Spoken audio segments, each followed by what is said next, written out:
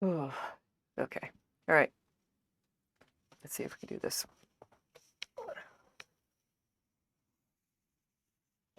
Gotta start off with a stretch. All right.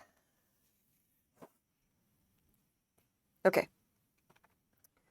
Good evening, ladies and gentlemen, boys and girls, non-binary folks of all ages. Welcome back to Vancouver, BC. It is 9 o'clock on a Sunday night, and clearly that means I have got work to do. What we are doing today, my dear friends, is we are working on a rather, let's just say, a new kind of a bag. All right, Frank's just, he's been, I think he's not entirely convinced by my choices here, but as I am often telling him, I'm the talent and he is the business manager, and he has to respect my artistic choices. What we're going to be doing today, kids, is we're going to be working on this. This is kind of the start of a bag, all right? I'm mixing this yarn with this yarn. And this yarn, as you can see, is multicolored strands of cotton. It is strands of red, yellow, pink, blue. And so now, like, there's a double strand of red and one strand of everything else. So that's why you see that this is predominantly red. It's got accents of everything else, but there's more predominantly red. And that is our choice here, and we're mixing it with black. This is Patons Canadiana plain black acrylic. And what we are going to be doing is we're going to be doing kind of, I want to say, we're going to be doing like a more sophisticated bag. This is going to be more like a shoulder bag. It's going to be kind of like a walking around bag as opposed to like a market bag. Like a lot of the market bags I do is like they're nice, they're fun, but I want to do something that's a bit more sophisticated or has a bit more kind of showiness to it. So I've been playing around with some shell patterns. I decided that I was going to essentially make a bag with it because this was kind of the prototype. And you can see that this came out very nice. This is a plain, well, I mean, it's not even hard to see, right? This is a shell pattern that I just kind of came up with. This is your bog standard kind of shell pattern. You can see it's quite nice. It has a lot of texture to it, if you know what I mean. This, in particular, is a holder for my business cards. It's very plain. Like, I mean, I freehanded this, it's not complicated. So what we did with this is that we essentially just made the piece. Like I crocheted the base in multiples of 6. And crocheted, essentially had a foundation chain that I crocheted on both sides. I want to actually start the round. This was worked in the round, okay? Now you can see it's very flat here, and that is because if we just take the stitch marker out. The reason, by the way, that there's a stitch marker in it is because I haven't put a button in it yet. I will be putting some kind of fastener in it. Inside it, there is a piece of plastic that has been cut to fit it, because this is just cotton yarn, bear in mind. This doesn't hold together itself. It doesn't hold this shape on its own. It does need something to actually give it structure. And in this case, I'm using literally just a piece of plastic that I cut off the top of a box of strawberries. You walk into Costco, you pick up a box of strawberries, and obviously you end up throwing away the plastic container thing that they come in, except if you're me. And instead, what I do is I chop the lid off, cut out a piece of plastic, and use it for my crafting projects. And in this case, it is keeping my business cards, which are literally just scrapbook paper that I use with my Cricut just to print them out. I gotta do new ones right now, in fairness. But it's like they're a little bit bigger than normal. They're because obviously they're not a standard size. I don't roll that way. So I made this essentially just to hold them, prevent them from being destroyed while they're actually in my bag.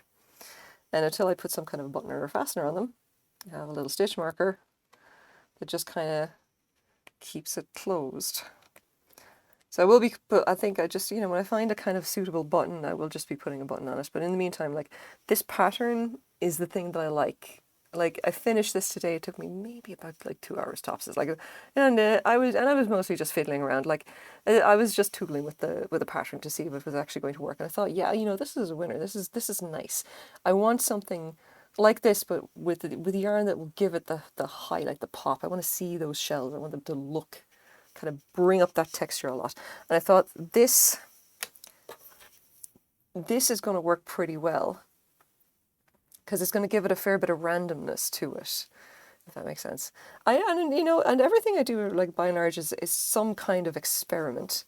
So we are just going to have to, I guess, kind of see where we go with this, see how it works out. See how the yarn falls, you know, it may, let it fall where it may. Now, another thing to notice that if I'm doing kind of precision work to start off with, I generally do start with English throwing style because it is a fair bit more forgiving and it's a fair bit more precise. Like, it's not to say that you can't do this using the regular kind of the regular kind of picking, continental style, traditional crochet, I suppose is what you call it. Like, this is not to say that you can't do it using that method, just that I personally don't like to. I much prefer to hold the hook and do the throw in the same hand, because if I'm dealing with something that's very thin and I'm just getting started, I don't have a whole lot to grip with. And I prefer to have one hand that really does nothing but hold all this and manipulate it and kind of keep it steady for me. Again, personal preference alone, this is not to say that you can't do it, it's just that that is my preference. Now, the pattern that I'm using is a very basic 6-stitch repeat. That is our first shell.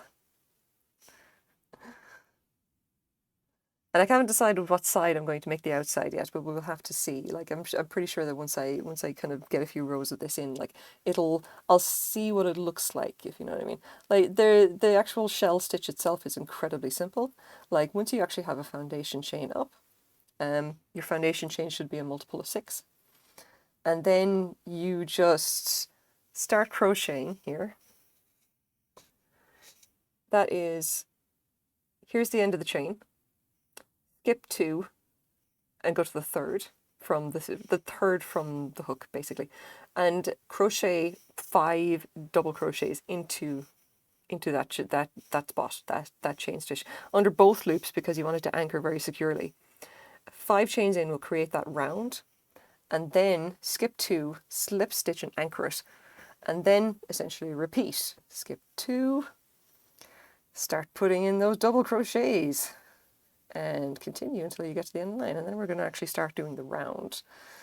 Now, I don't generally think of this as being, like, again, I did this freehand. I just, like, it all just makes perfect sense to me as a person whose brain is apparently wired to do crochet and almost nothing else at this point.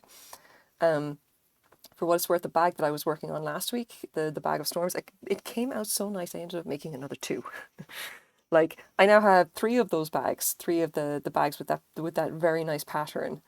I was inordinately pleased with how they came out. I also have now another blue bag, which like a blue market bag that I actually did some embroidery on, because I had a request from a place that sells my bags locally.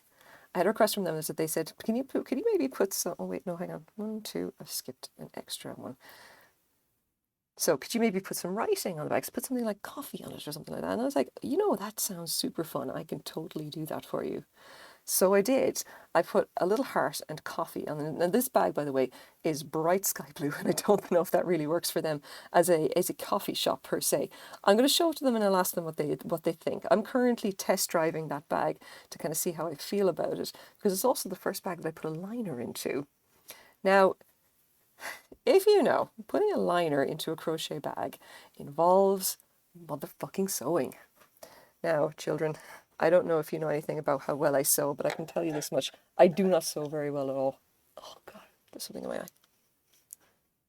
Crap. Okay, there we go. Now the problem, yes. So the problem in this case is that I do not sew very well, all right? Now, this is not to say I'm actually bad at it. I just personally don't really like it.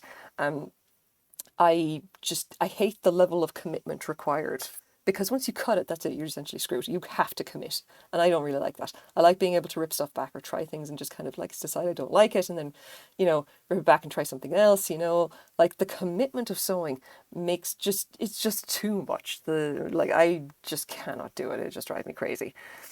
I don't want to do it. So I know how to use a machine. I know how to do hand sewing, all that jazz, I like my mother taught me all of that. All right. So I know how to do crazy stuff. I know how to like make curtains and bedspreads and like, follow a pattern and make clothes and other kind of, domestic nonsense. because, you know, I grew up in Ireland in the 80s and stuff was practically expected of everyone who's, you know, whose reproductive organs were on the inside.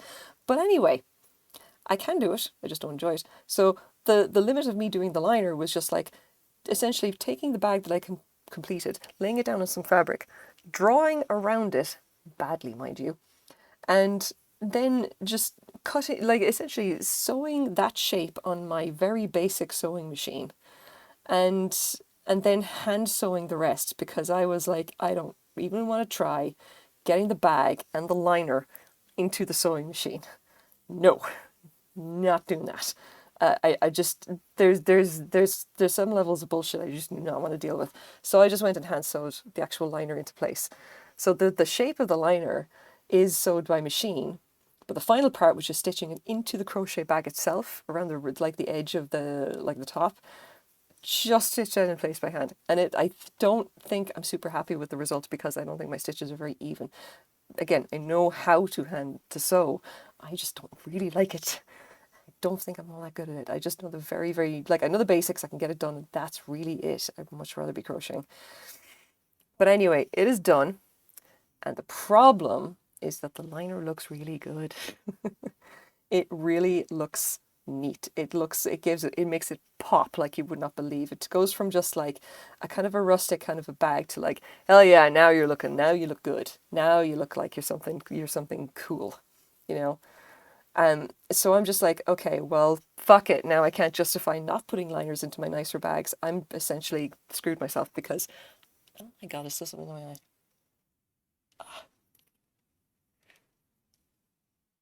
Ow. Okay, all right. Yeah, I'm just going to have to keep putting liners into my bag.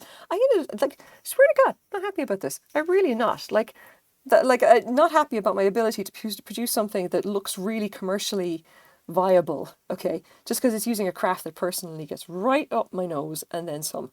Anyway, I'm going to have to start putting, like, liners into all my bags, and I'm just super not happy about the bags. Not my market bags, because they're their own funny little beast. Like, they don't generally need to have liners because why would you put liners into something that's designed to hold vegetables? I just, not happy about the rest of them, because it's such a pain. I'd rather crochet for another 2 hours than make liners for the bags. I'm like, fucking, ugh. But whatever. It is what it is. And yeah, I ended up going out to the Valley Village today and sat down and looked through all the material section and picked out some, because you can always find random bits of fabric for super, super, super cheap, just literally just random stuff, and it's usually pretty nice, you can, and you don't necessarily know the content of the fabric, but if you know enough about fiber, you'll kind of you'll get the swing of what's there. And I picked up 2 pieces of just plain cotton with like 2 different kind of shades of stripes on them, because like the texture of crochet kind of lends itself really well to the inside of the bags being fairly simple. If I do a lot of complex patterns on the outside, the inside will probably need to be fairly plain. Like, so that bag was bright blue and very heavily textured because it was a test market bag, with writing on it, whatever. And then the inside was just like white with primary color stripes, and it just somehow came out really nice. I don't know. I think maybe I'm gonna have to just see what I got. Like the other bags that I've got, the ones that I made out of that acrylic yarn, I'm not going to be repeating that. No, it's not going to happen. That's the only versions of those I'm ever going to do. Fuck trying to do them again. Like, well, no, maybe not. I will probably do market bags like them again, but I don't have any of that yarn, and I don't particularly care to get any more of it. So I have those 3 bags of what I'm going to call the bag of storms, and I will not be doing those again in that yarn. So there's just the 3. That's it. I'm still debating whether I'm going to keep one of those as my own personal one. Chances are I'm not, because like, I think what I'm probably going to be doing is just test driving my own bags. It's like I have to kind of check and see, like once I complete a design, like how does it wear in? Does it wear successfully? What way does it pill up a little bit much? How does it if it wears at all, like I should know how it wears, and then how does it look after use, And Not to say that I'm hard on my bags, generally I'm not, but I do have one with me all the time. It's like I always have a purse or whatever with me, and it's always got like a fair bit of heavy things in it.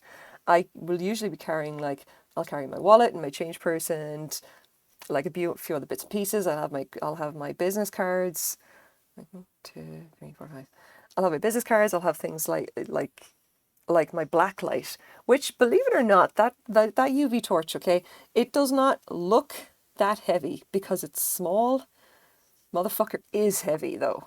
It is a chunky piece of kit, and like I definitely notice when it's in the bag. Okay. Now the thing about having the liners there is that the liners distribute the weight very evenly across the bag, which means that the stretch or whatever is going to be entirely in the straps and nothing else. And I think that's probably what I want. It's just a thing. Like I keep thinking about it. Okay, anyway, that's our first row. Anyway. And you can see that there's a lovely pop going on there already. I'm kind of liking the way this is showing up, this is pretty good.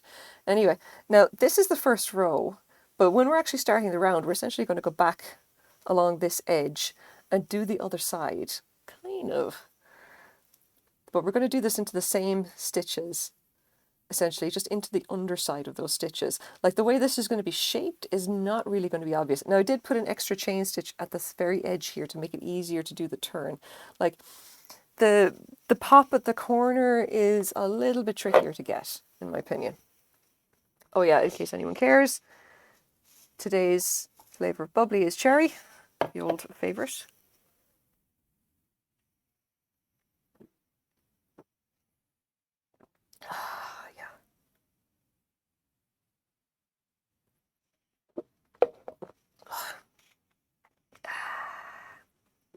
Oh, excuse me. Oh, sorry. Yeah. Okay. There we go. Right. Now, let's get a move on. We have stuff to do. Things to get done. Now, the way this is actually going to do is like you're essentially going to turn it flat. Like once this is actually shaped, okay? It's going to be kind of hard to say because it's going to essentially turn into these little wheels right now, which, don't get me wrong, is a pretty cool looking design, I have to say. And if I ever actually want to do a band of some kind, I'm definitely going to be thinking about this because it looks really nice. But that's not where we're going today. 1, 2, 3, 4, 5. That is not where we're going today. So, contain thyself a moment. We shall progress. We just need to get kind of the first row or two done, and then I think the actual pattern itself will start to emerge. Now, the really nice thing about doing shells, by the way, is that I think that shells can add an awful lot of texture if you actually put them together. They end up looking really, really nice, especially if you start to mix and match them with other things. Now, I don't even have the book here. Bugger, I left it outside. I just picked up a book from the library, okay? It's called 350 Tips and Tricks for Crochet. Now, I have no idea when this book was written, right? And I wasn't really expecting much when I picked it up, and I was in the library for entirely unrelated reasons. I just thought, hey, they probably have crochet books, and lo and behold, they did. So off I go, take a look at the crochet books, and most of it is just kind of like the beginner's guide to crochet, which, fair enough, but not really what I'm after. Like, if they had, say, an advanced thesis on applications of crochet or something incredibly advanced, I'd be like, hell yes, give me this. Let me do the thing. I'm all about that stuff. Not so far, not so far. So there was a lot of stuff of different books of different types of crochet, which I thought was really nice, and also like different like pattern books and everything, which I thought was kind of interesting. But it was a lot of stuff that I already knew, except when I picked up this thing, and it was a lot of just kind of like this is the kind of stuff that you probably should have picked up already but haven't. And I found I was just going through it, I was kind of nodding my head, going like, yeah, I really should. I really should take note of that, or I really should, I need to watch out for that, or blah, blah, blah. And having had the experience of just like essentially looking at a lot of people on Instagram and going like, oh my God, I'm bad at crochet because I didn't know half of this stuff. I definitely ended up checking that book out, and I've already read it cover to cover. I only got it yesterday because I was just thinking like, damn, I need to just do this and just take note of it and learn as much as I can from this book, because like, what am I doing? No, and that's me saying that, and like I know a lot about crochet, and I have the ability to just kind of, I'll see something and replicate it. If it's structural anyway, I can just figure it out in my head and just like, oh yeah, you go blah blah blah blah blah, do this, and it's just like, there you go, you can make that thing, you know. I can do that. Apparently my grandmother was the same way, by the way. I was talking to my mom. She said, oh yeah, your grandmother, she was just like, she was like a savant of crafting. She could just look at a garment and make it. She had one of those old sewing machines, you know, the ones with that you operate by using, you know, a treadle or whatever on your foot. And with that sewing machine, she made like all kinds of clothes. The woman was genius. She died when I was 12, by the way. Did not really get to know her much apart from her teaching me crochet. She didn't teach me how to sew. My mom did that. But yeah, like just yeah, okay, so I can do that, you know. But I also get the horrible feeling that like, oh dear God, I know nothing. Like, fun fact, I didn't know that there was any style of crochet other than this style I'm doing right now when I first learned how to crochet. I had never seen like traditional style crochet until I think I Googled it like a few years ago. And I'd done crochet my entire life using this method, the English throwing method. Like this style of crochet. This is the thing I did, you know? Never knew that there wasn't anything else. And as soon as I saw it, I was just like, what? What what sorcery is this? What am I looking at? Like it's just and then I started looking around at like what the resources online for actually showing people how to crochet and realizing that like literally no one else did it. And I even went onto the crochet subreddit and just asked. It's just like, am I alone in this respect? Does nobody else do this? Oh, it was something to learning that. No, apparently it's like there's one or two other people that do it. You know, it is an actual thing. Some people call it one-handed crochet. Blah blah blah. Yeah, it's not. It's not one-handed crochet. I will die on that hill. Anyway, this I think is starting to look pretty good. I may stick with English style at the moment. See how we get on. Like I will say this much: the texture I find is quite nice. Like the color is just like the mix of this is a really nice pop on that. I really do like that. And I have, by the way, a massive quantity of this stuff because it was in a sweater that I bought for like $8 and I frogged the whole thing. Came apart like that and hell to the yes. Like 100% cotton and just in a really interesting colorway. It looks like the stitches are looking really good and I can pull it apart in like 2 seconds flat. Oh, hell to the yes, yes. I took that thing apart and like I say, I had all the pieces apart in under half an hour and the rest of it was frogged like in another half hour. Took no time at all. Perfect frogging thing. I loved it. So now that I've got this and I have this yarn, I have a vast quantity of this stuff as well, which was supposed to be used for the super secret special project, but I'm not going to be doing it for that because I had a consultation with my crochet guru and she recommended that I should not be using that weight of yarn. I would have to go down to sock weight. That stuff is not going to work. And I'm going to need like a certain amount of drape if I want to do it. Long story. Don't get into it. All right.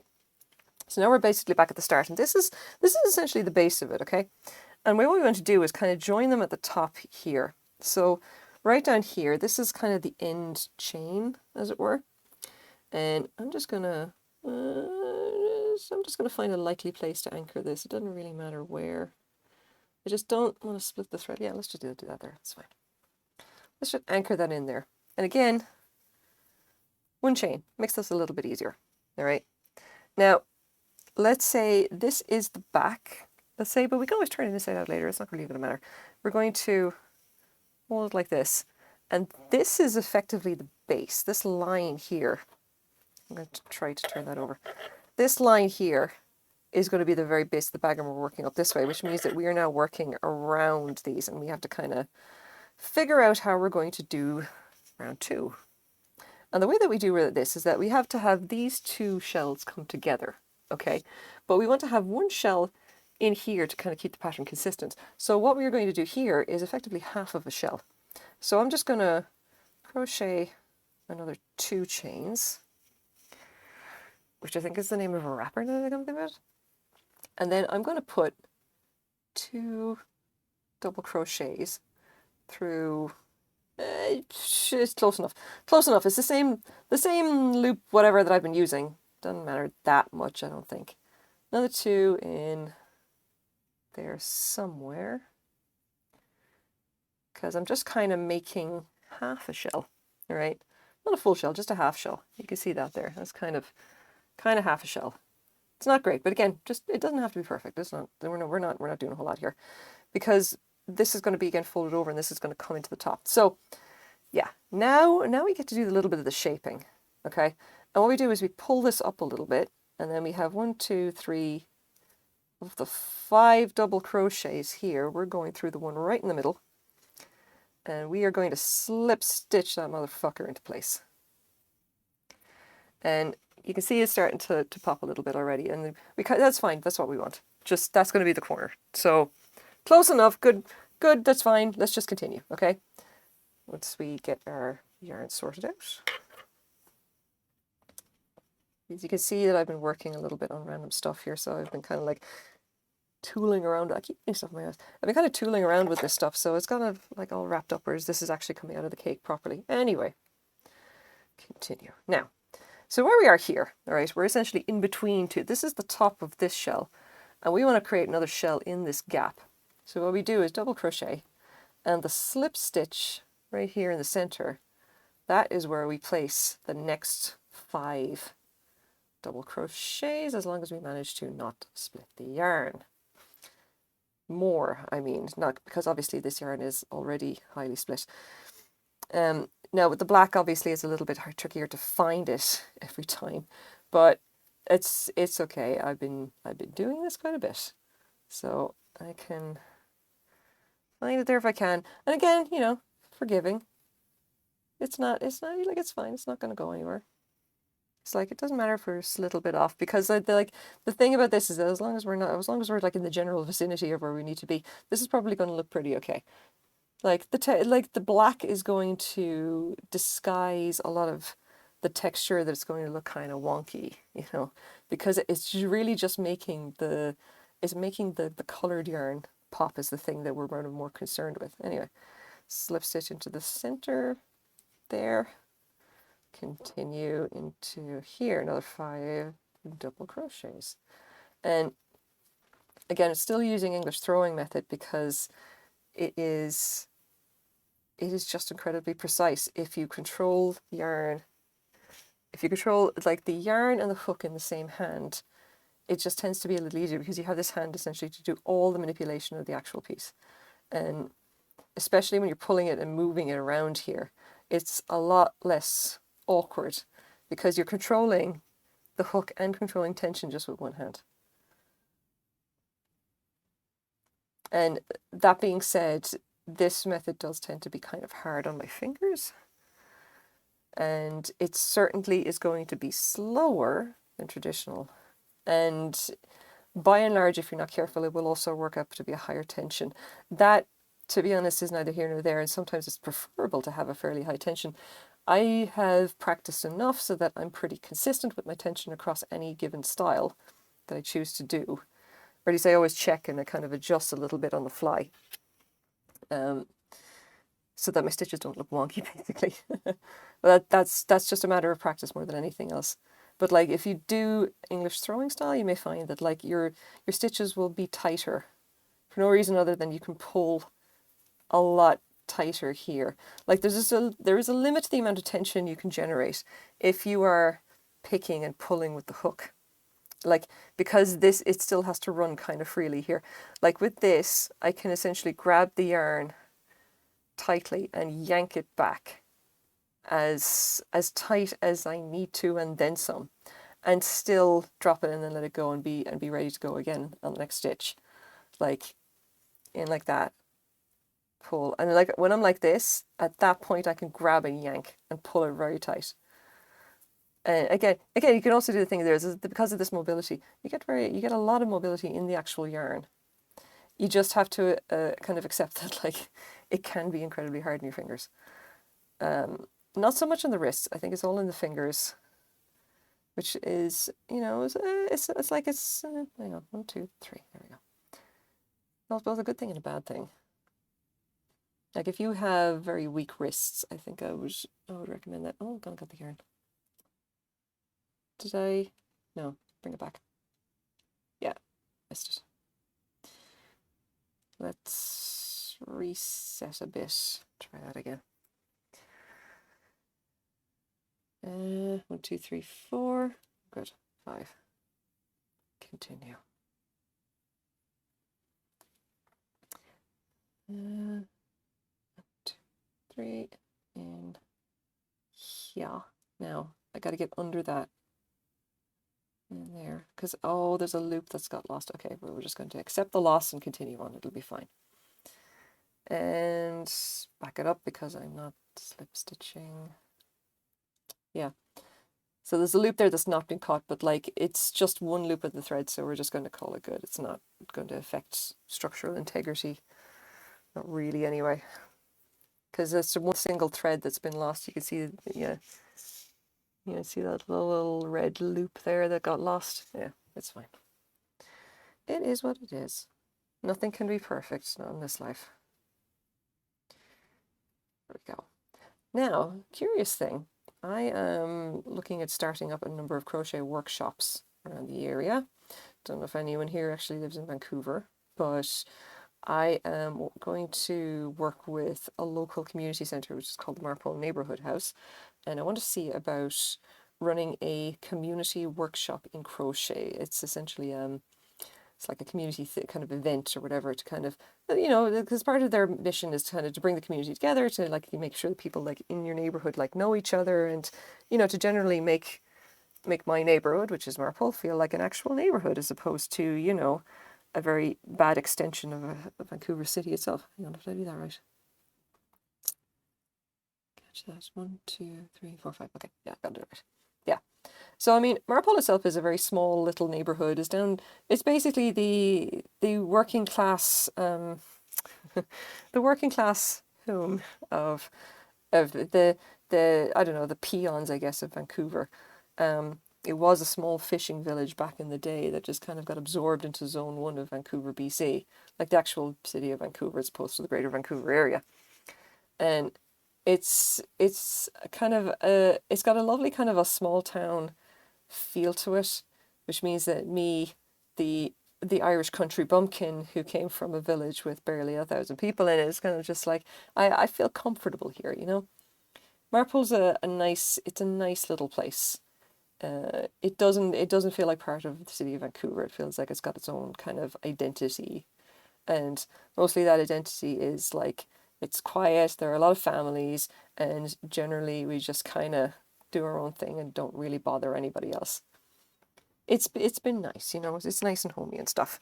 But yeah, like the neighborhood house is really just there to kind of, you know, encourage people to kind of just get to know their neighbors and just try to know people around the place and to do fun events and all this kind of stuff. And there's grants and everything from the city of Vancouver to do this other kind of bollocks. And so I said, you know what, it would be fun is if I did a crochet workshop. And I think that would be ever so interesting because you could get a whole bunch of people crocheting squares and then I could arrange them into like a tapestry or, you know, like a wall hanging or something. And then we could just kind of, you know, just get people doing crochet. Wouldn't that be fun?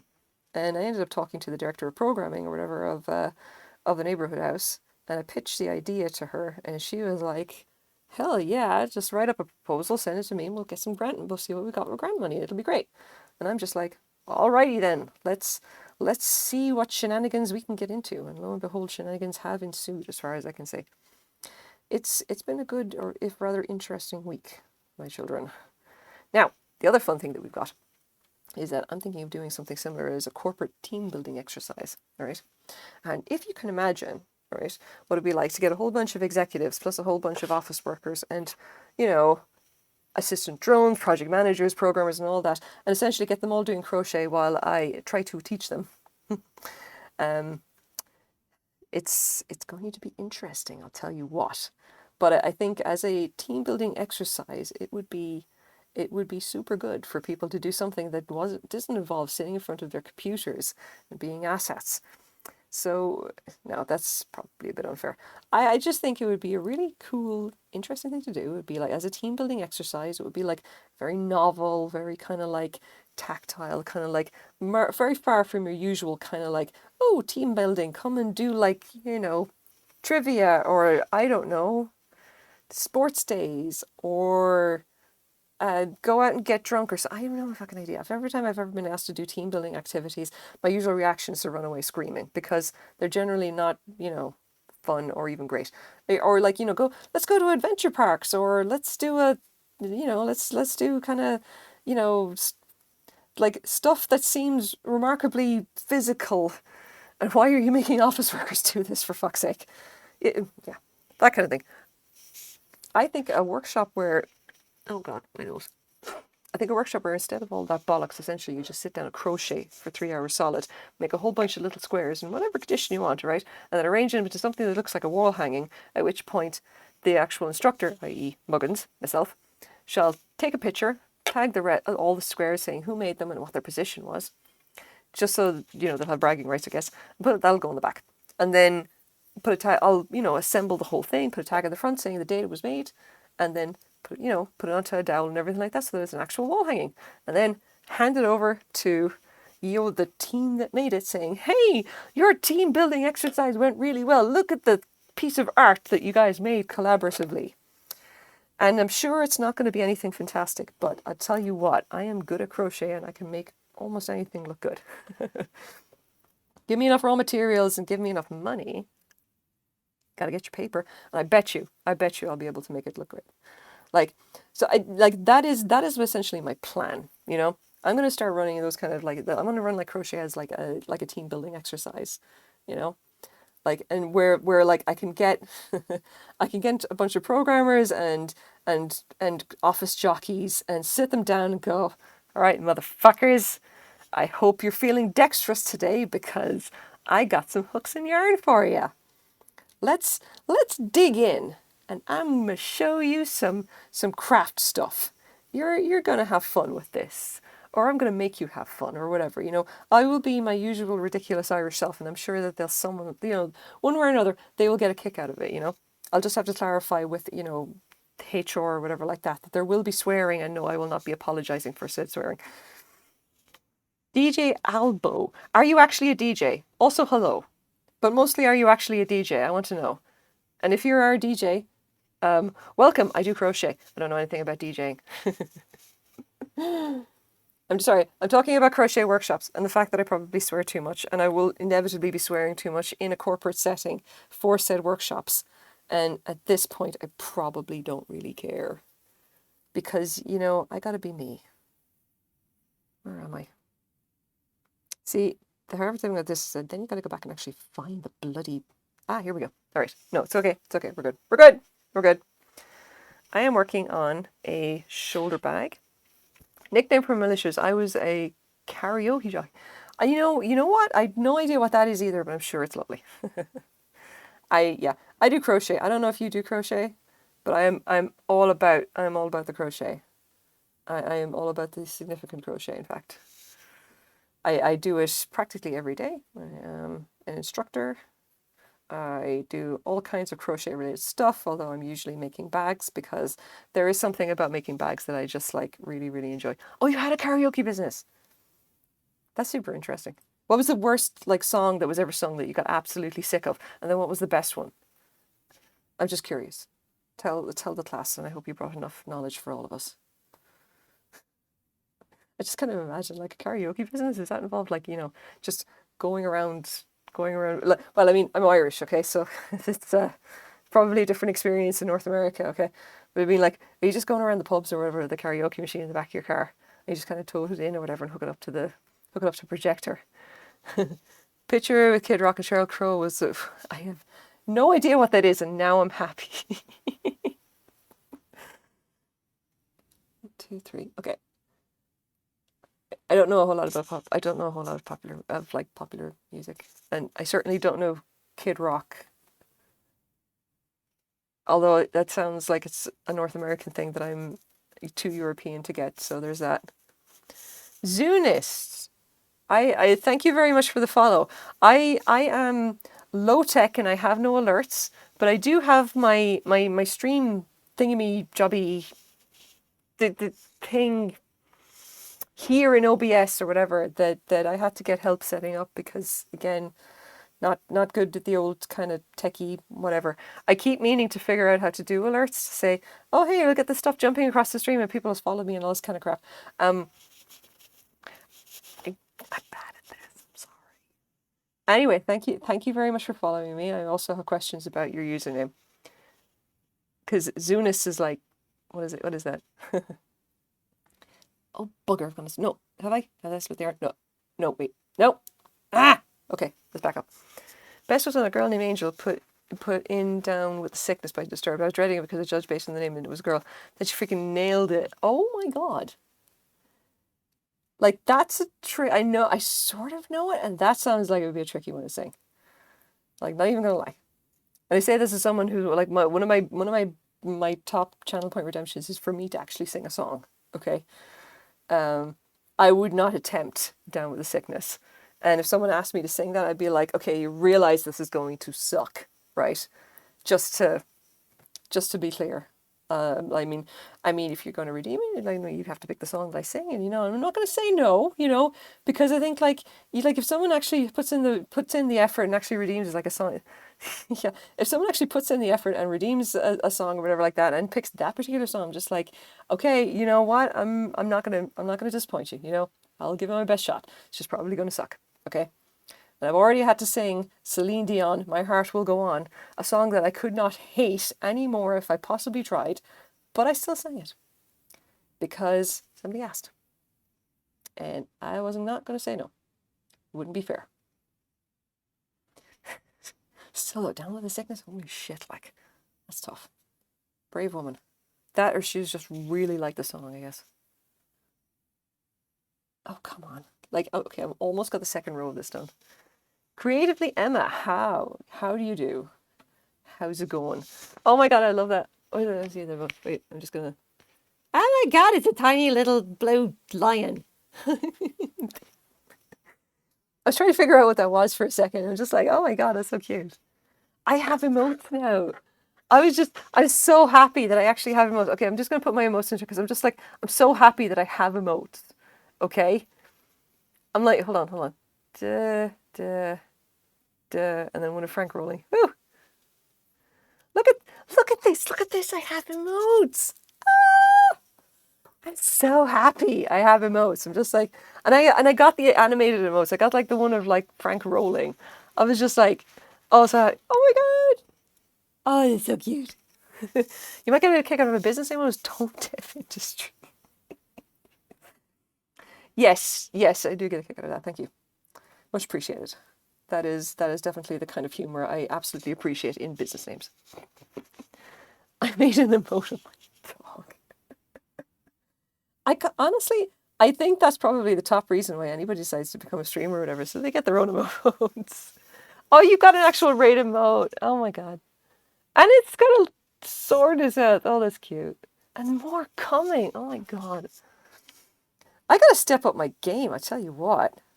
Like, because everyone's like, oh yeah, we're getting just some new cool emotes and everything coming in. And I'm just like, oh fuck. What am I doing? So what's the question about my num degree? I was kind of just wondering where you came from, because zoonist, I'm just like, is that something related to zoology, or is it related to something else that I'm not thinking of? It's just I saw it and I thought zoology, and I don't know if that was me. I just immediately think like something to do with science. I don't know why. I was just curious where it came from. I'm always kind of wondering, like, where do people's... Oh, God, I buggered that up. Where do people's, like... Oh, show me that. 12 item. Oh, okay. Hold on. What have I got?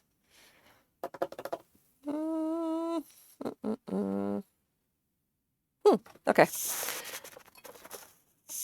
Oh, actually, no, I showed that the other day. Okay. All right. Give you something kind of an unusual, all right? Num picture. Okay. So, vintage items, right? If you actually don't know, I also do vintage resale. okay? And a lot of my vintage resale is just basically, my specialty is glass, okay? My specialty is vintage and antique glass. I obsessively look up the stuff. And I go to thrift stores, obviously glass is not labeled, and they obviously don't know as much about glass as I would. So I have a UV torch, I go and I actually test the glass or whatever, because fluorescence tells you something. And I've also got like a mental encyclopedia of stuff that I'm looking for, okay? And I pick up a lot of glass. But anyway, this is kind of something a little different. This is a vintage basket, okay? And it's got this paper sticker on it, which probably was put there by a small child that I kind of need to get rid of. Okay. And I picked this up for $3, okay? And this little basket, all right, you can see that it's just like made of wicker, okay? But this top is made of hard plastic, and you can see that it's also been screwed down. It's been screwed down with flathead screws, okay? That's always kind of a little bit of indicative or whatever. That kind of tells you something interesting about stuff, okay? A lot of the time, like, you would have been looking at Phillips heads or something instead, because Phillips head screwdriver, like the Phillips head or whatever, was invented in like the 1930s, okay? If you get a very old box, chances are it's going to have flathead screws in it instead. Or, it could simply just be cheap. Now, this is interesting. Like, the other thing is that this is a hinged lid, and it's very nicely made, and it has this, what looks to be, if I had to guess, I think that's brass on the underside. And as well as that, the little design that you have here, which is obviously the Eiffel Tower and this nice little, whatever the fuck that is, I don't know, and it's a poodle, that's hand painted, right? So I essentially looked at this and I'm like, you know what, this is my jam. For $3, I want to take a chance on this, even though this is not normally the kind of thing I do. I just thought it was interesting enough that I wanted to know more about it. What I will do is I will bring stuff home, try and find out as much as I can about it, and then do a video or whatever about it. Now, this actually has a tag on the inside, nicely enough, and it says, it's partially torn, it says Suki Originals, and it has it's like, if you can see that, the little palm tree and the artist easel and stuff. And what that kind of says to me is that it's Asian, probably Japanese. And I would say made for the export market, as in specifically exported into North America. Okay, Vancouver has a very high population, like a very high Asian population. Okay, especially in Richmond, where this particular, the Valley Village or whatever is in Richmond is where this particular basket came from. Okay, they tend to get a lot of like Asian objects, stuff from China, Japan, Korea, or whatever. Especially vintage Chinese porcelain is stuff that shows up in thrift stores in Vancouver all the time, but very much especially in this particular one. So like, I see that and I think it's probably Japanese. So about the 70s is kind of probably where this came from. The 60s, the 70s, made in Japan as a kind of an export thing, and is basically like a little kind of a gift kind of a thing. And the interesting thing about it is actually the French and Parisian specifically iconography on it. The other thing that made me think Japanese is that, like, Japan has this kind of, it's well known to be this kind of like this fascination with Paris specifically. It's like Atlantis or something for them. There's this kind of mystique or whatever about Paris, okay? So much so that there's if you ever want to look it up, there is this specific like syndrome or something of Japanese tourists who go to Paris and are they get the worst culture shock of their life when they realize that French people are kind of rude. And Paris is not the promised land, kind of thing. Yeah. Are there brass screws in the lid? I do believe so. Or no, maybe not. They do have a little bit of turn. Well, I'm not sure. Maybe. I'll have to go and actually check it out. Like, the thing that would seal it for me is that I was thinking 70s, but if it turns out... Oh, no, seriously, the 70s is vintage. Anything older than 20 years actually counts as vintage. For the purposes of selling on Etsy, believe it or not, which is kind of what we go by. And anything that's more than 100 years is antique. This is very nebulous kind of stuff, but yes, the 70s are vintage at this rate. Yeah. So the thing that's kind of interesting is that if I test the lid and find that it's like Bakelite or celluloid or something like that, then that's immediately going to push it back to the 1930s or previous. I'm guessing at the moment, based on kind of the condition and the tag on the inside, a few other things, that it is probably the 70s. It kind of, the style kind of suggests to me that it might be the 70s. It is interesting. It's very cute. $3, definitely something I want to take a chance on. So that's that little that little, you know, decorative basket. Tiny little thing. And there's one here that I'll give you another one. I don't know if I've actually showed this already. All right, this one is incredibly heavy. This is probably about 100 years old. This is a creamer. It is very heavy. It's very heavy glass.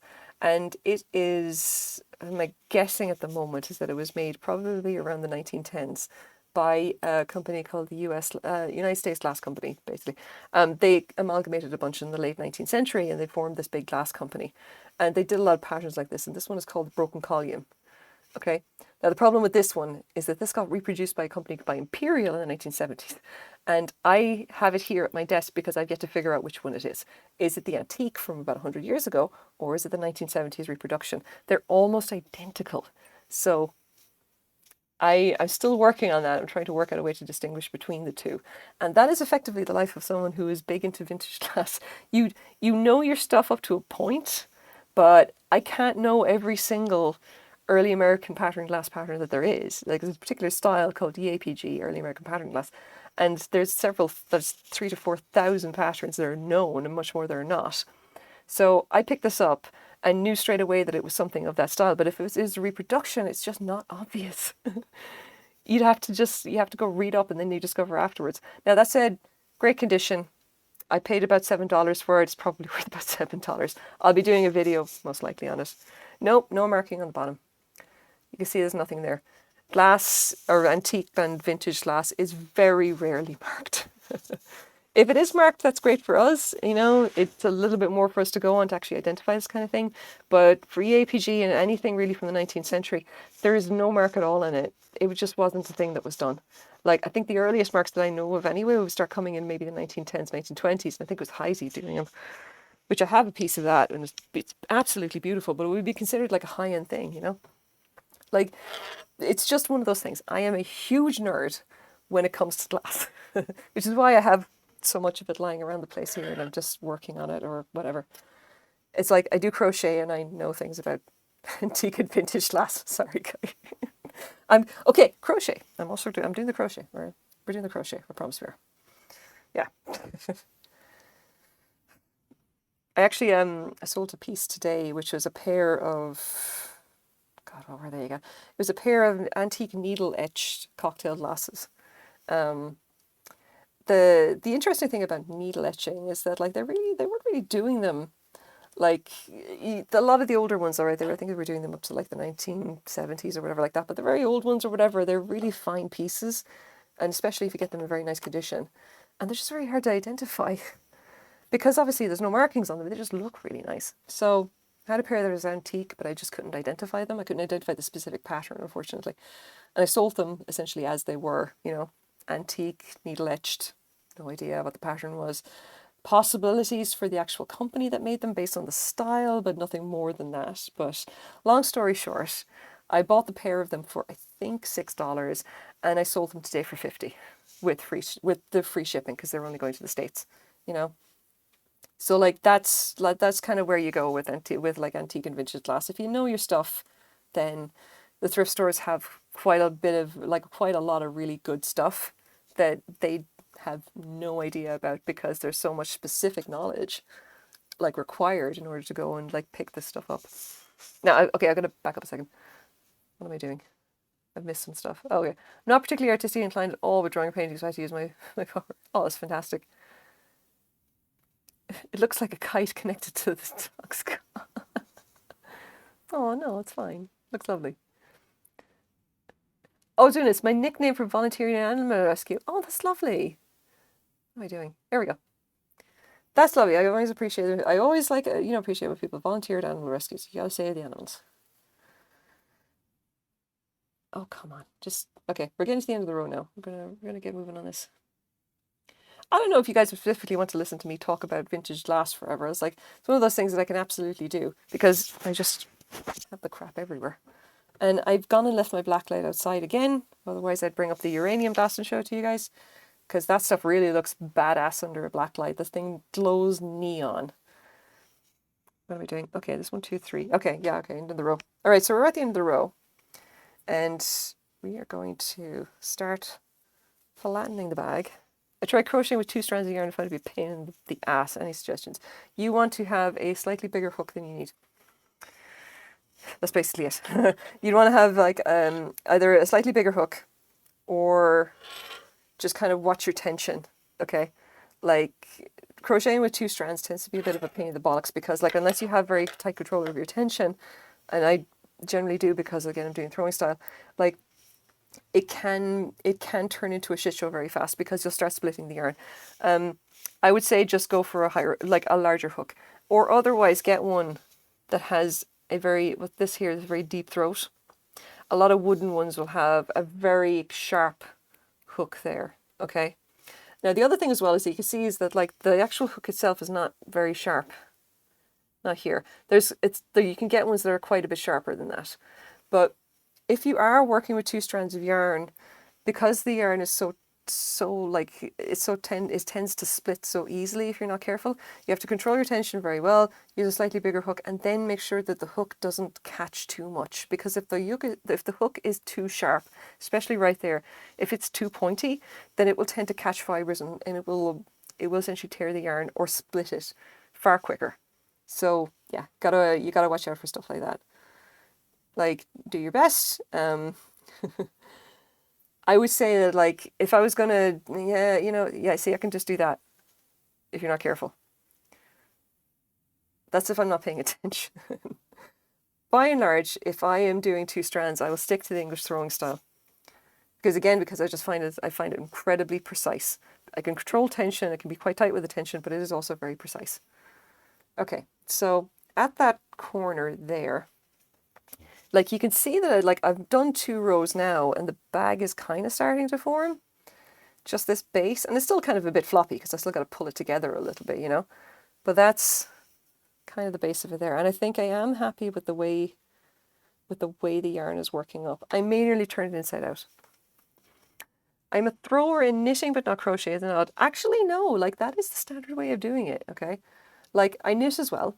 What I have found is that like throwing in knitting is a very standard thing, but the actual same throwing style as what you would use in crochet is incredibly rare for whatever reason. So if you do English throwing or whatever for knitting, even in the left or the right hand, chances are you will just use traditional style crochet, and because that's just the one that everybody gets taught, And like I don't know how much awareness there is of even like the fact that throwing styles do exist for crochet, and I've looked, like I've been like I know something like 12 or 13 different styles because I make a point of learning as many as possible. Part of being a crochet teacher is that I want to be able to teach literally anybody who comes and asks me. So I make an effort to learn as many different styles as possible, knowing that like certain styles work better for certain people, or that it would be better, like say for example, like if someone's got issues with their hands or whatever, or I make a point of wanting to learn. Like, I mean, this is throwing style, okay? But let's just swap over. This is knife grip. And this is like the fast kind of way that everybody knows. But like, let's say if someone's very kind of like I said before that like English throwing style tends to be very hard in the hands, and it tends to be very, very hard on these fingers because you're gripping like this a lot of the time. Especially if you're pulling tension quite a lot. So it's kind of hard on the fingers. If you were holding tension very tightly, and I frequently am when I'm doing it, these fingers on the back of your hands will start to take a beating. Okay. So obviously swap over and you can do this instead. You can do just your basic like knife grip, picking and pulling. Now the problem with this is that this is just a little bit more of a pain in the ass because the tension is a little bit more tricky to control. Like you can be faster with it, but the price of that speed is that you tend to be less precise. Like I cannot get up to speed with 2 strands probably doing this. I'll just catch like that. It won't work. This is not to say that I can't do it, just that it's more awkward. But like with English throwing style, I can be a lot more precise and I can get up to a little bit better speed. And it means that I split the yarn far less. Like you can see I've just caught it there. I split it again. I've split it now like, 3 times in, 4 stitches? Yeah. That's what I mean. Like, and then maybe that's just me, you know, maybe someone else will have like a different experience, whatever like that. But I have done many, many different styles, and I make a point of testing a lot of them. And I found that like for it just happens to be a thing. Like English throwing style tends to be have a lot has a higher, it has a lot of higher precision, and the lost it. The yarn is easier to control because you're doing it with the hook in the same hand. I started throwing crochet last year for watching someone on Twitch. I have the reins and macro savers give me a foam tube to put the hook in. Oh, okay. I mean, that's good. Like adaptive aids or whatever in knitting and crochet are definitely a thing. I highly recommend it. If you find that like you have a particular hand that suffers a bit too much and you can't make it work, I definitely recommend looking at one-handed styles for crochet. They may like make it easier to actually work with, you know.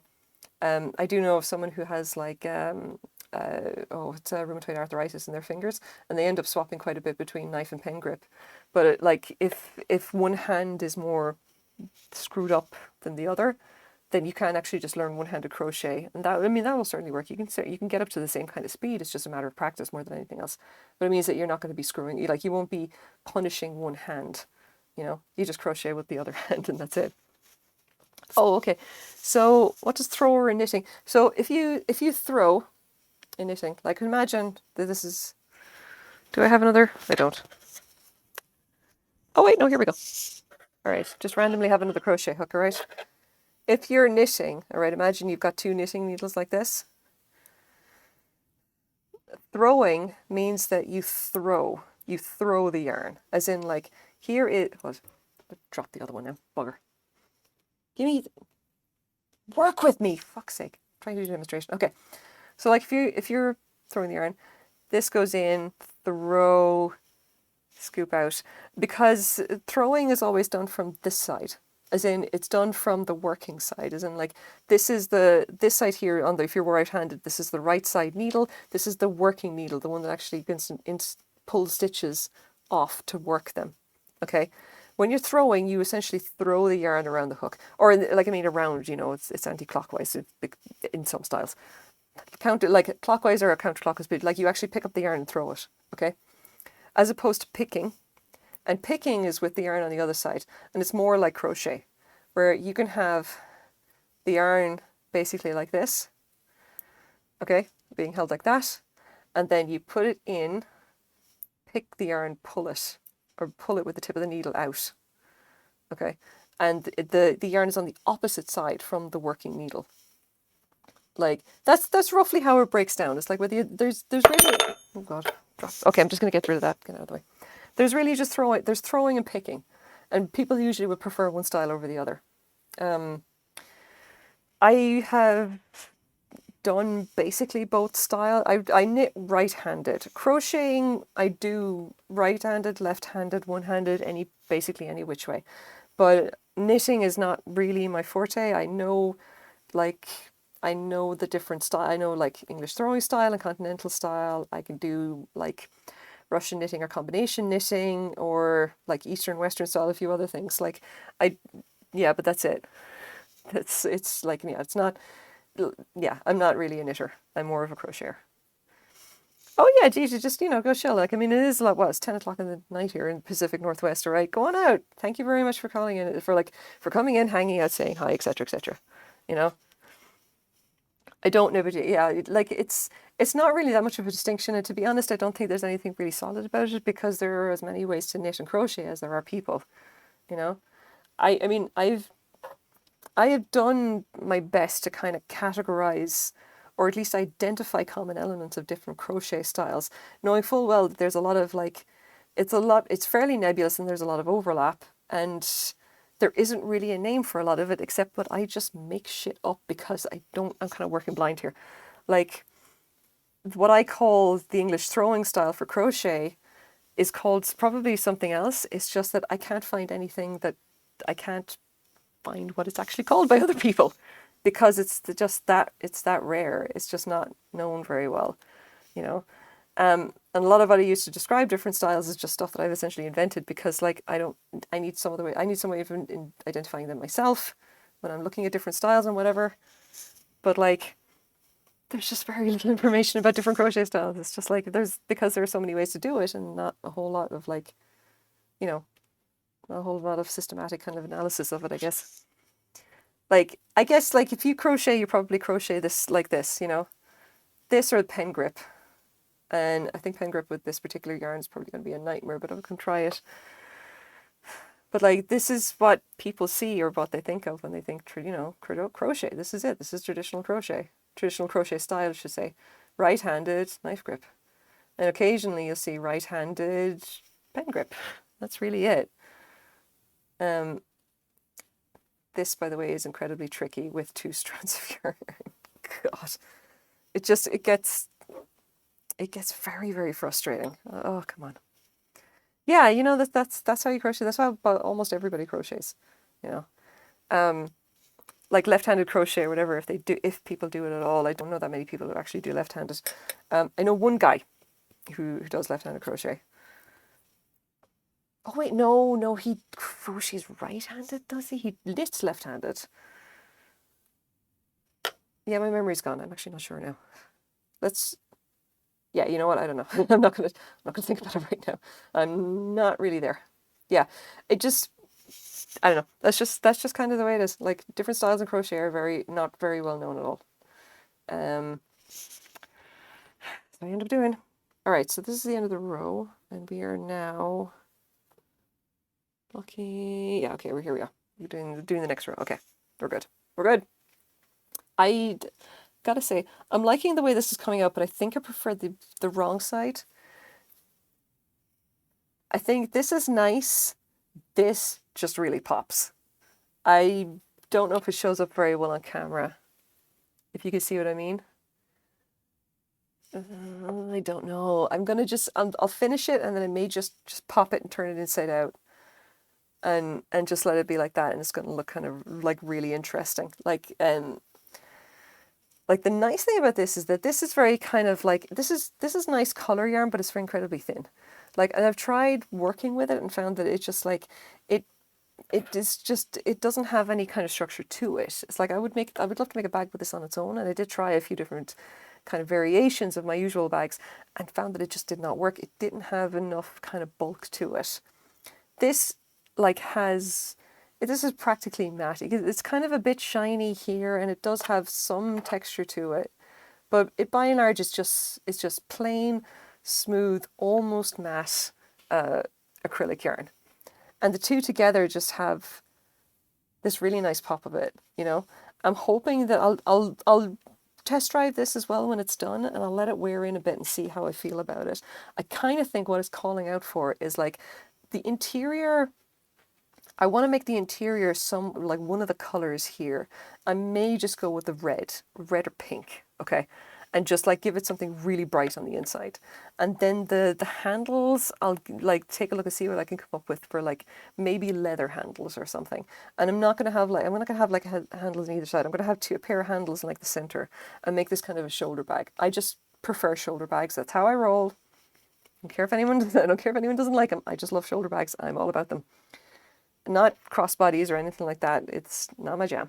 So I think that's where I'm going to go with this. I'm going to see about getting some nice leather handles for it that I can kind of just attach the hardware for.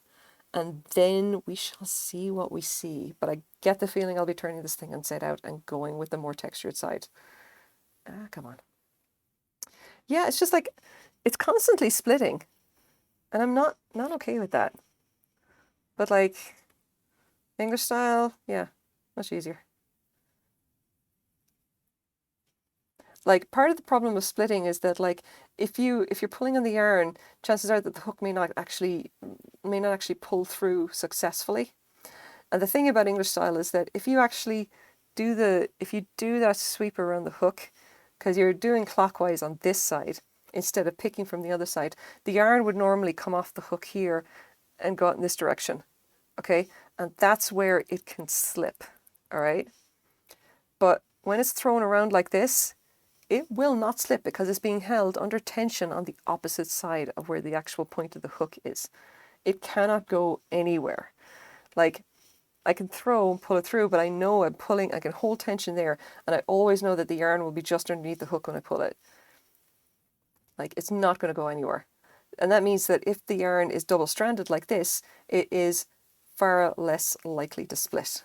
And you can see like it's just, I can start kind of flying through this now because I always know that like where the yarn's going to be, I'll just pull it straight through. It'll be fine. So yeah, like there are advantages to knowing a lot of different styles of crochet. I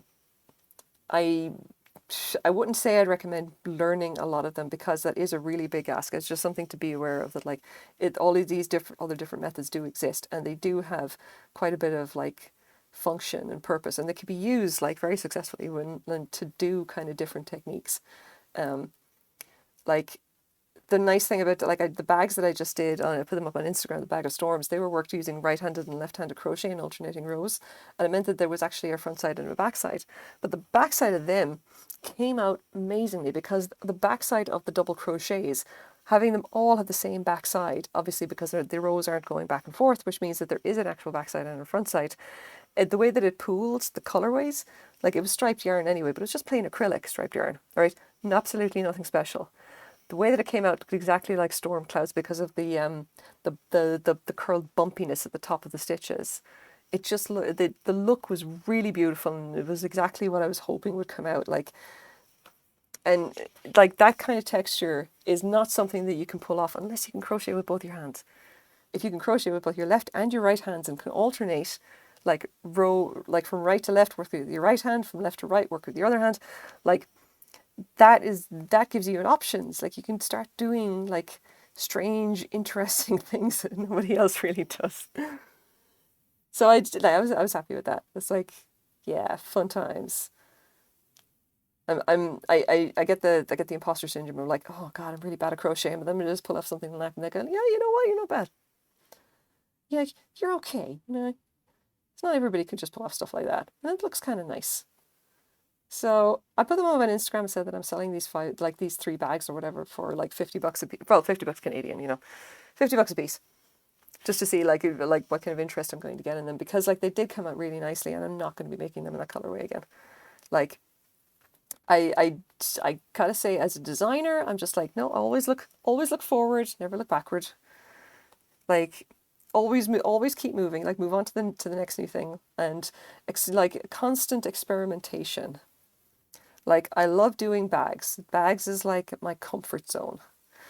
And that is why when someone asked me, hey, can you make a tank top?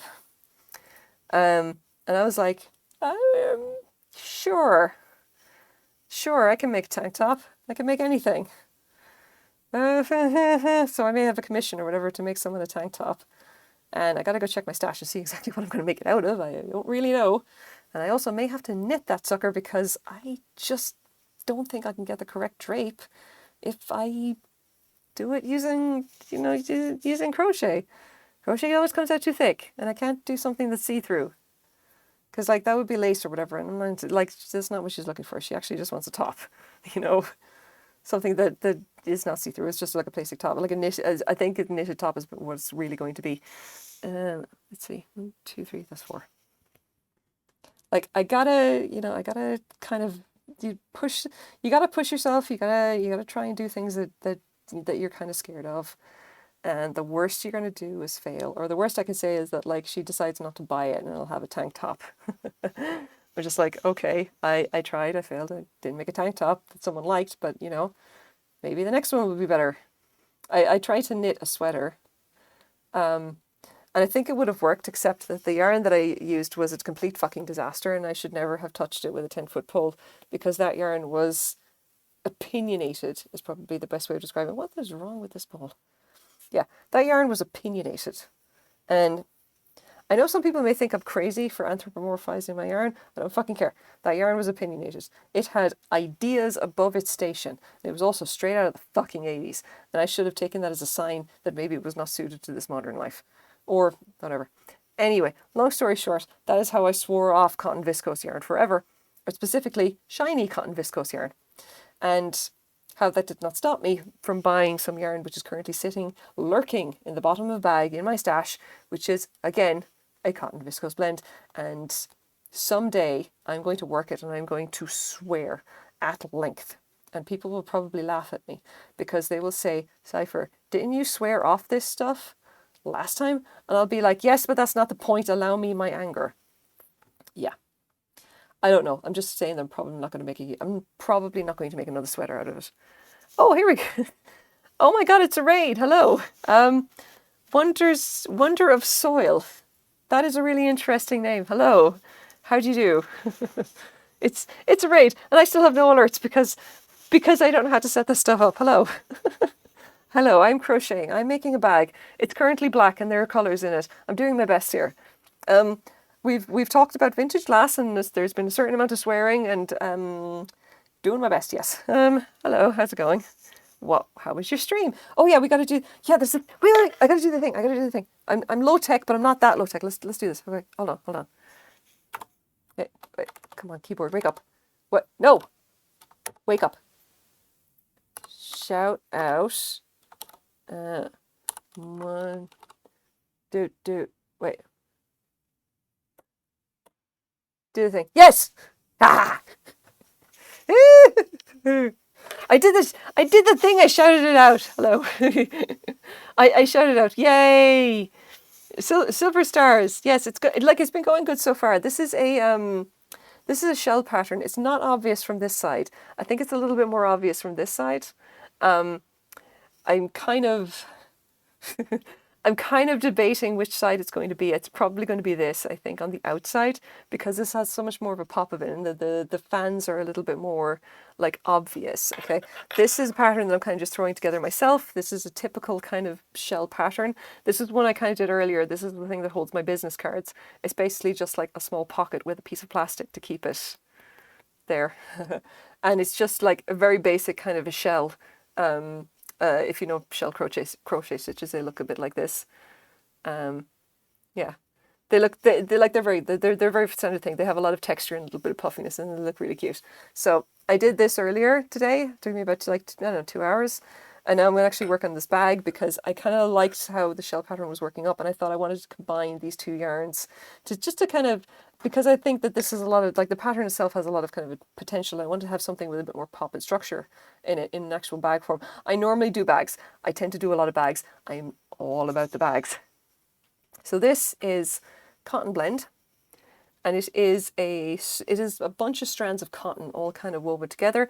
It is yellow, blue, pink, and 2 strands of red, which is why you can see it's predominantly red here. And then this is literally just plain matte acrylic. Good quality acrylic, mind you, just plain acrylic. This gives it the color, and this kind of gives it like the bulk and stiffness and structure. Yeah, this is going to look pretty cool, I think. I think it's going to look really nice. Like, I'm going to see how it goes. I'll finish it and see how it goes. Yeah. You were making stamps. How do you make stamps? Is that like the... Wait. When you say stamps, I normally think of the things that people used to put on letters back in the before days. And I suspect you're not talking about that. You're talking about something else. Wicked Boss Lady. I love your username. That's hilarious. And thank you for following. Yes. Oh, you were carving. Yes. Okay. That's what you mean. Okay, okay. All right. You're not talking about ye olde stamps from the before times. You're actually talking about rubber stamp with ink and on top of the, yeah, okay. Right. I get that much. It's just because I am an old, I just naturally assume this is stamps. You're talking about the things on letters. Sorry.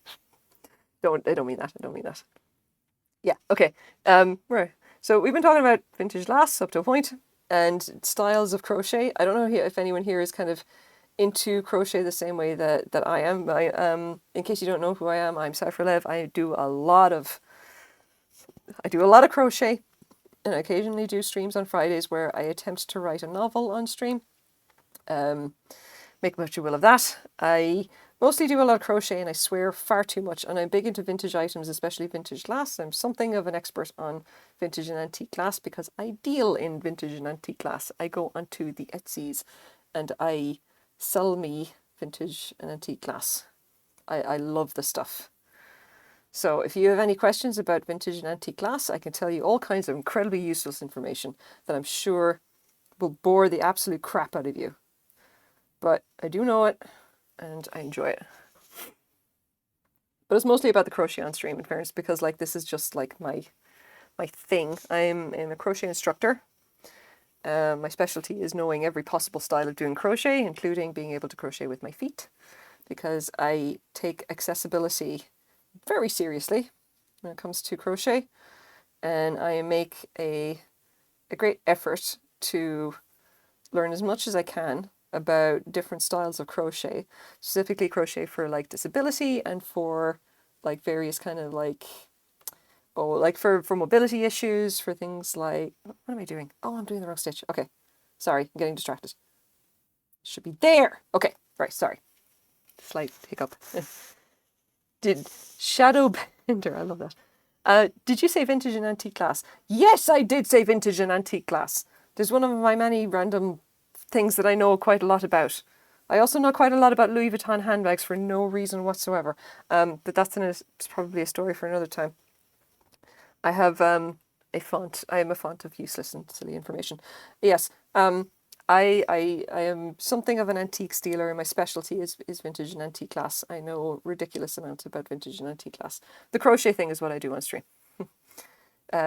Yes, crochet teacher. I know many different styles of doing crochet. At the moment, I am doing what's called English throwing style, because I am running double-stranded yarn, and it's easier to crochet double-stranded if you're using this particular style. Or at least I find it to be so. You can be a lot more precise with it.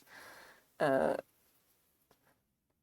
this is just kind of like our red glass is rare. Depends on whether the glass is actually flashed or whether it is actually in the glass. And also depends on the shade, okay? Now, red, it very much depends on the actual color itself. Like, there's a particular shade of red which is cranberry, and that is done with essentially by mixing essentially dissolved gold salts into the glass. That gives it a kind of a color. And the cranberry is kind of a very it's a very like rosy kind of not true red. There's a bit of purple or whatever in it. Yeah. So that stuff can be pretty good. It depends on a lot of other factors as well. Like red glasses covers a lot of stuff. Now, if you're talking about like actual like ruby red, you may be talking about like the style, what was called off the top of my head, I think it was called Cape Cod from Avon. They did a very, very deep burgundy red pressed glass set called Cape Cod that was very, very popular. And I don't think that it's collectible now, but I have a feeling that Avon glass is going to become collectible, because like a lot of the stuff that they were doing, especially the slag gloss and whatever, is kind of growing in popularity as well. I see a lot of it in thrift stores, and the prices have been going up a little bit, and online as well. But that's like a different shade, if that makes sense. The other thing you might look for as well is the Anchor Hockey Ruby Red. They did a lot of stuff in Ruby Red though.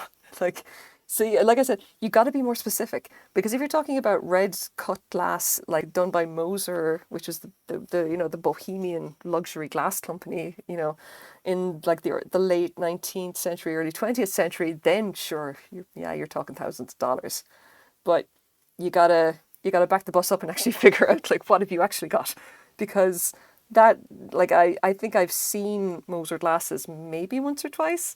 And I sold a set once, and that was like really nice, like cut. It was a cranberry glass set, if I remember right, and it had the gilt in it was almost completely intact. It was absolutely beautiful, hand blown and cut.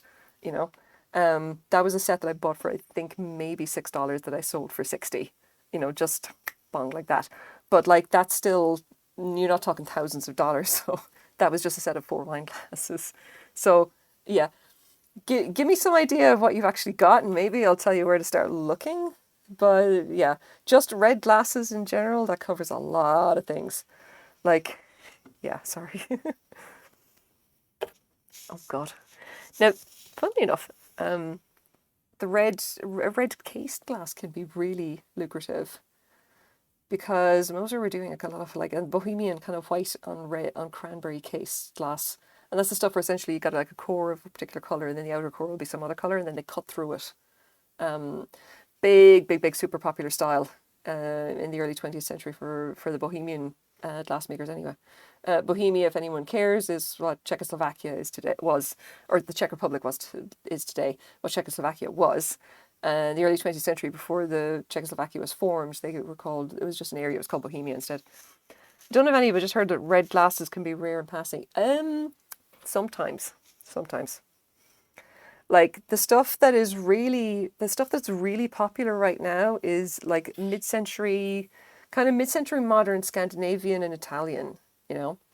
And Murano art glass has always been popular, I think.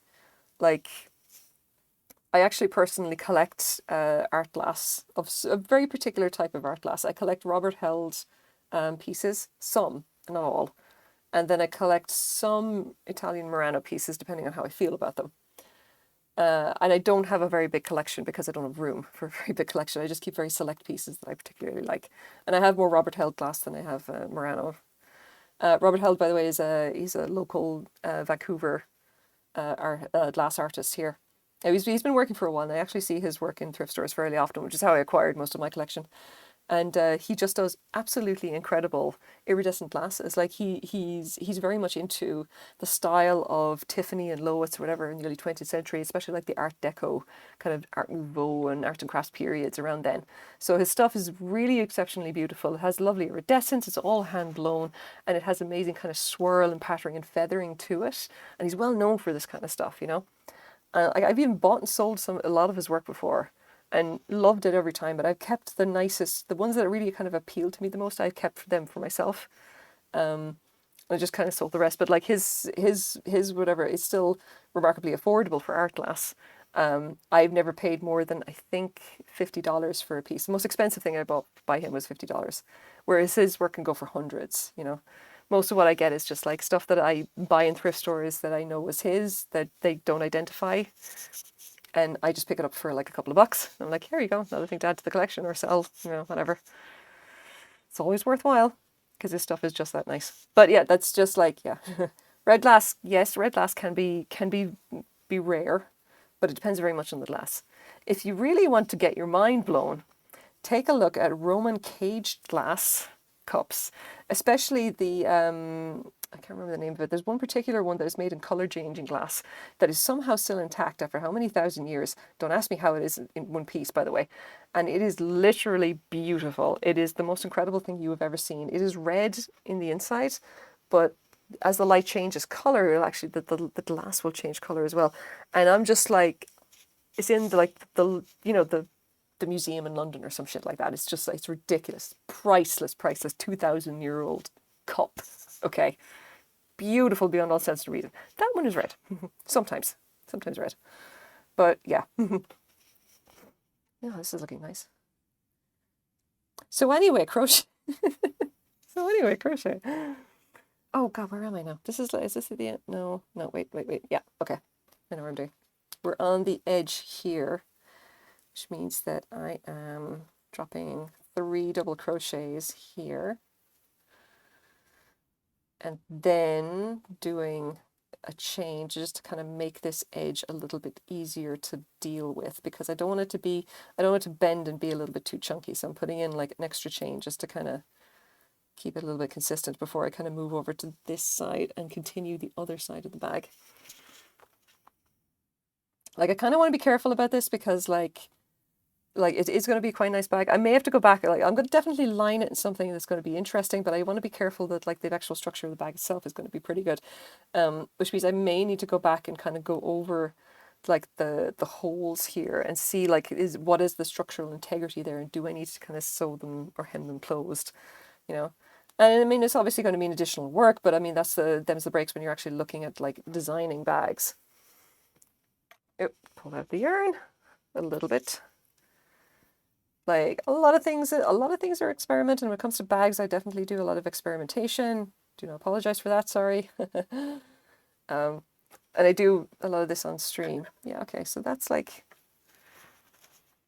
that's that. But that's the inside.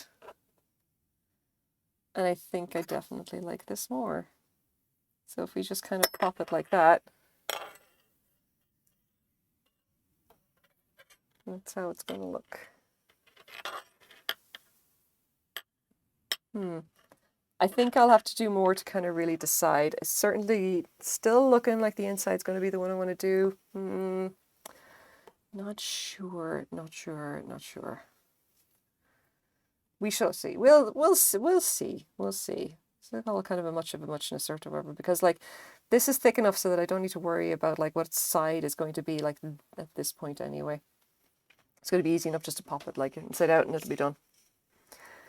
All right, we can do this. Definitely want to see, like, I'm kind of pleased with the way this pattern is actually working together. It's not just basic shells, but I generally don't do basic shells. I do a lot of corner to corner. A lot of my bags up to this point have been corner to corner. Because I just happen to really love doing corner to corner bags. It's just like, it's my comfort zone, it's my jam. It's like, I'll sit down and do it and just forget and it's just like, yeah, da da da da, continue, and I can knock them out in like no time at all. I just go through them like you wouldn't believe. I may end up making more of these in like the size that would be proper for like actual business cards as opposed to mine. Mine are oversized because I just make them out of paper. But I might just see if I can do one that is the actual size of like a proper business card, and then put a little strap or something over it, and then just a button or something kind of like nice and unusual here, just to kind of accentuate the little like the little shell stitches. And if I do that, I think I might just nearly just sell them or something, because they're really it's like, it's really cute. You imagine you pull that out and say, yeah, my business cards are in that. It looks really nice. I'm actually going to be using that to store my receipts and stuff as well, because like it's big enough to take my business cards. I might as well. Let's see, 1, 2, 3 in here. Now, we're making good progress on this bag anyway. I'm not entirely sure how big I'm going to make it. Like, there is no pattern. I generally don't have a pattern. I freehand almost everything. I follow patterns in knitting.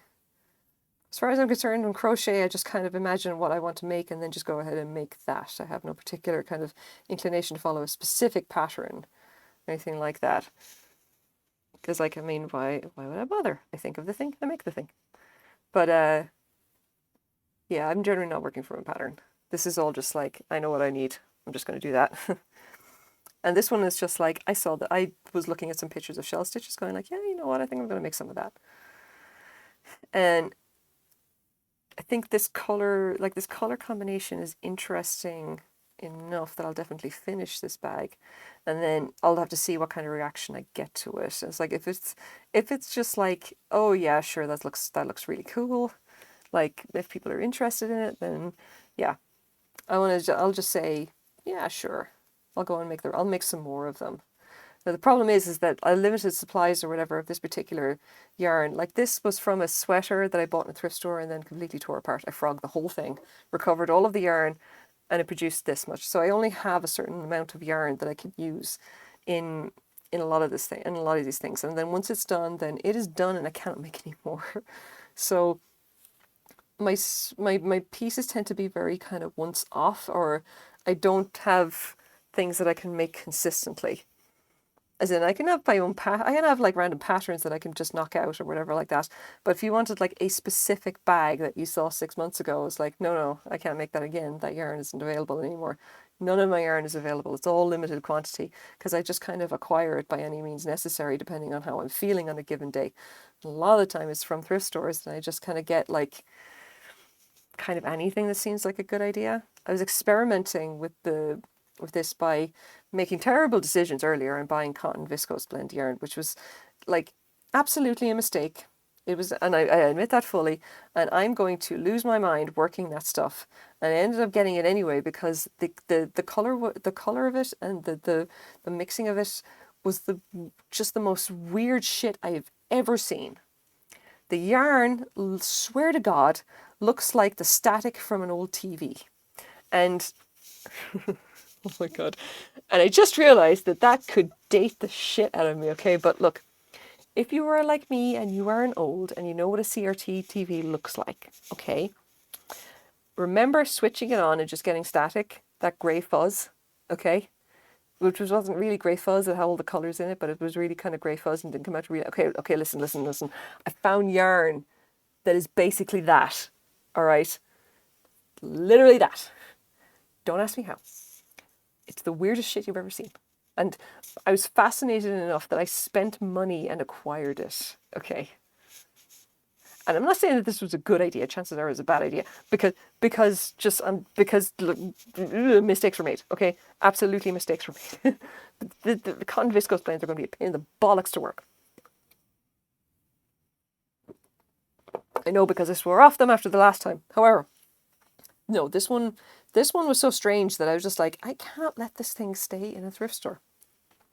At the very least, I have to make sure no one else can buy this and mistakenly use it for anything. Because just it was so fucking weird. No. That's the kind of yarn where like you acquire it and you possibly just leave it in the bag and look at it and marvel at who decided that this was a good idea and what era is it from? Like, was it from actually from the 70s or the 80s when like CRTVs were more popular and people thought the static was, I don't know, a fashion statement. I don't know. These are questions I have long since ceased asking. Because the stuff is just strange. Although it does beg the questions like, is this thing on Ravelry? And if so, are there other colorways that I could look at? Because are we talking about different flavors of TV static? And I just happen to get the one that looks mostly grey. I don't know. These and other questions are the kind of things that you will find out more often on my channel. It's me bullshitting about the yarn that I have found, or just kind of randomly, blathering on about glass, or talking about crochet in a way that probably makes no sense to anybody but me. Yeah. Welcome, new followers. I'm absolutely glad that you're here. I suspect that you will regret the decision. But anyway, glad you're here right now. Okay, right, so we finished, like, this is the 4th row. Okay, I'm not doing too bad. And I am going to join on here. Because we're just about starting to do the shaping now. Okay. Do I need to do... No, I don't. I was just thinking, will I do an extra? No, I won't. No, I'll link it on there. I want it to be kind of a little bit tighter as it goes up. Like, I get the feeling that the corner is going to be a little bit... Like, it's not good. It's going to be more rounded than I'd like. So, you know what? We're just going to continue. It'll be fine. All right, so we're here right now. And next row. Okay. More shells. An infinite amount of shells. An excessive amounts of shells even. And I'm just going to continue doing shells until my hands fall off. Which is generally what happens anyway. I will have to be careful, again, because like this style tends to be fairly tough on the old fingers. I've gotten better about kind of not letting my hands or my shoulders get too badly buggered up. I'm curious about your novel writing streams. How do you set those up? Do you share the screen? Yes, I share the screen. I have Focuswriter, which is basically just a program that shows really the writing stream and nothing else. Okay. I also have Scrivener for all of my notes and everything, but you guys can't see that. I managed to get OBS to do the thing where it only shares Focuswriter and my webcam here because believe it or not, like I really know this is my MacBook, which is actually running the stream. This is the webcam, and this is my phone because I don't have a proper camera. This is all I have for tech. Yes, I do share the screen while I write. Focuswriter is pretty cool. It's a very bare bones app, but like I found it to be really good for if you just want to get stuck in and just write. I found it to be pretty nice, and I literally just like I have the text size like put up a little bit as well, so it's actually readable if you're in stream. Because I get the feeling that like it's a little bit difficult. I kind of think it's maybe a little bit difficult to read if it's just like on a stream. And you're not like at the computer yourself.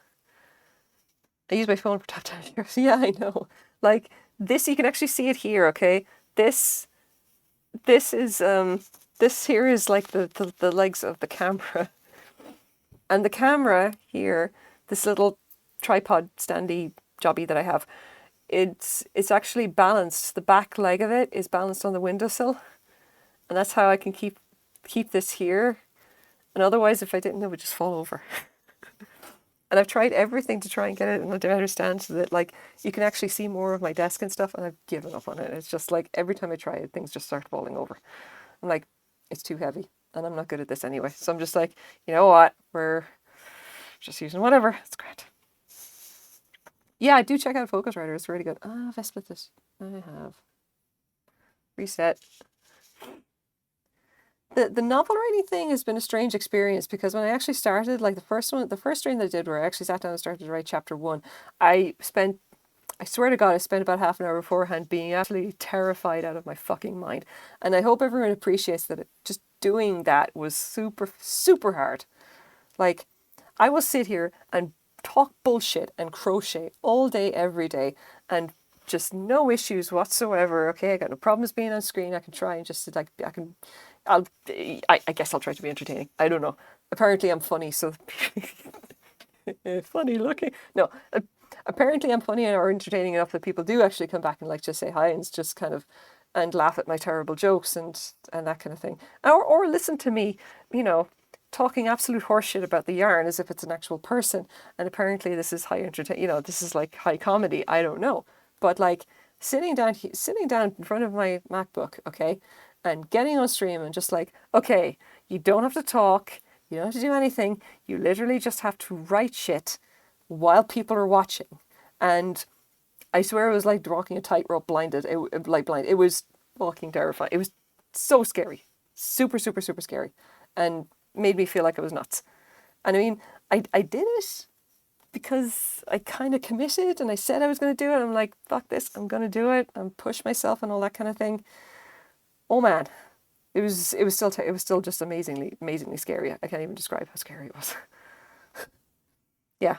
Don't look at those streams. I don't save those streams, by the way. I back up my crochet streams to my YouTube channel, just as a kind of an archive, so that I can, you know, because Twitch obviously doesn't keep them, and YouTube does. So I just kind of export them there and just kind of call it good. I do not export my my novel writing streams, because there, I don't know, there's fucking shenanigans with copyright and all this other kind of thing, and also because like I don't know if you get kind of the full effect, I guess. Because it's all unedited text. It's literally just me vomiting the story onto into a word processor, which isn't really a word processor. It's just me banging stuff out and occasionally swearing because I can't remember a particular word, you know? And sometimes me putting in like brackets with insert name here or Jim because I really can't come up with a name and I'm tired of writing out certain name, like that kind of stuff. Like it's very much like raw, unfiltered first draft kind of bollocks. And I don't know if I want a record of that being on the internet for any length of time. I can imagine writing a stream would be very intimidating. Yes, it was. There is something very strange about being like writing and feeling like you're being judged, even though everyone was like, good for you, you're doing great, just don't worry about it. And thankfully no one was actually commenting on the drivel that I was putting, which was great. Because I'm pretty sure that the writing itself was not my best work.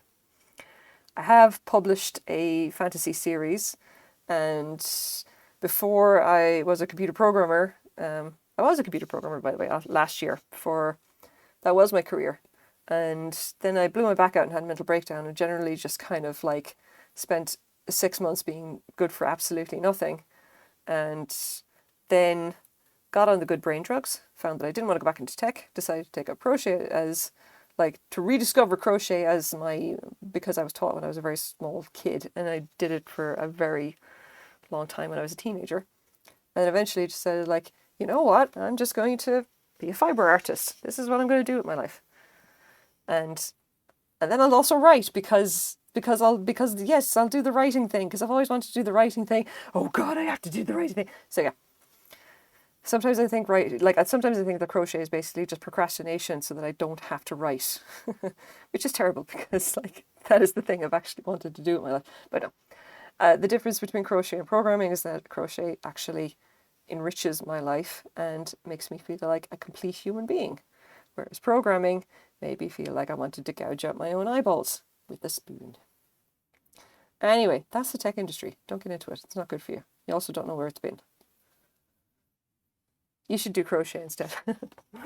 I've got a whole bunch of stuff in mind or whatever like that. I would just be becoming like a fiber artist and teaching crochet, running crochet workshops, and generally doing a whole bunch of other stuff focused on crochet and disability and like accessibility for like teaching the craft and whatever, because the resources out there for it are just practically nil, and I kind of take that as a challenge to like maybe do something about that.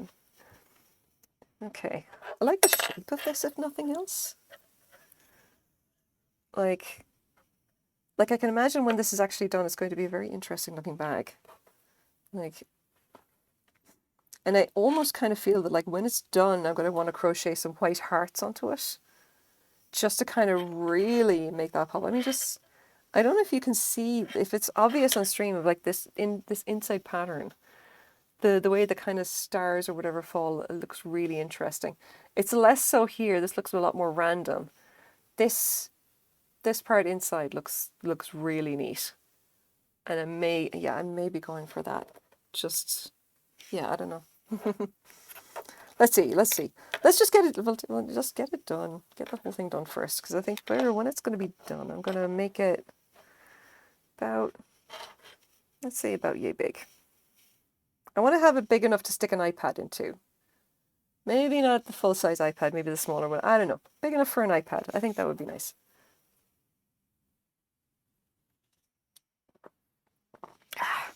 If anyone wants to know what I'm drinking, it's cherry bubbly. I personally love cherry bubbly. I love bubbly of almost every other flavour. Yeah, the inside design pops. What would be the outside of the bag? The outside of the bag is just going to be whatever pattern, you know. I may just turn it inside out and make this inside part. I'll make that the outside. All I gotta do is just like pop it like that. There you go. But when I'm working it, I'm going to work it this side, just for the sake of getting it done. When it's actually done, I'll probably line the inside in something that complements it, and I think probably something striped in red would be nice. It would go with this kind of thing, because I don't want it to be in black. It should alternate, or it should, you know, it should be a very strong contrast to what's on the outside. And typically, I think I kind of want to follow. If you guys, okay, here's a little thing about designer handbags, right? If you're actually looking at Coach, okay. Now, I'm not going to say that Coach are good designer handbags, because by and large they're not. They are kind of, their quality has gone to absolute shit, okay? But the interesting thing about Coach is that like their monogram pattern is never repeated on the inside if it's on the outside. And if it's not on the outside, it will more than likely be on the inside. It's like they don't like clash their patterns, if that makes sense. Like, and I kind of like that philosophy, as in like if you have like something strong pattern like this, the inside should not be patterned at all, or it should be as plain as it, or complementary, but very much plainer. Okay, which is why I think something in like in flat stripes, I think is going to look really good. I'm not hugely certain about it, because it's not going to take much to actually create this, so a remnant will easily do me, you know. I may just go down to, there's a place in downtown Vancouver called Dresso, which is well known for doing this kind of like, you know, for doing kind of, and you can get scraps and everything like that. Or there's another place in Vancouver called Urban Source that does a lot of like, you know, just kind of recycled craft supplies and everything. They might have material I can use, and or even if I just see if I can find some, you know, quilting cotton in the right color.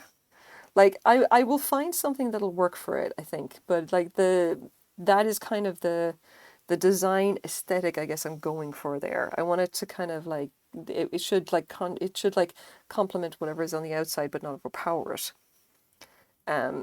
So I don't know. I'm gonna come up with something that's gonna pop it, I think.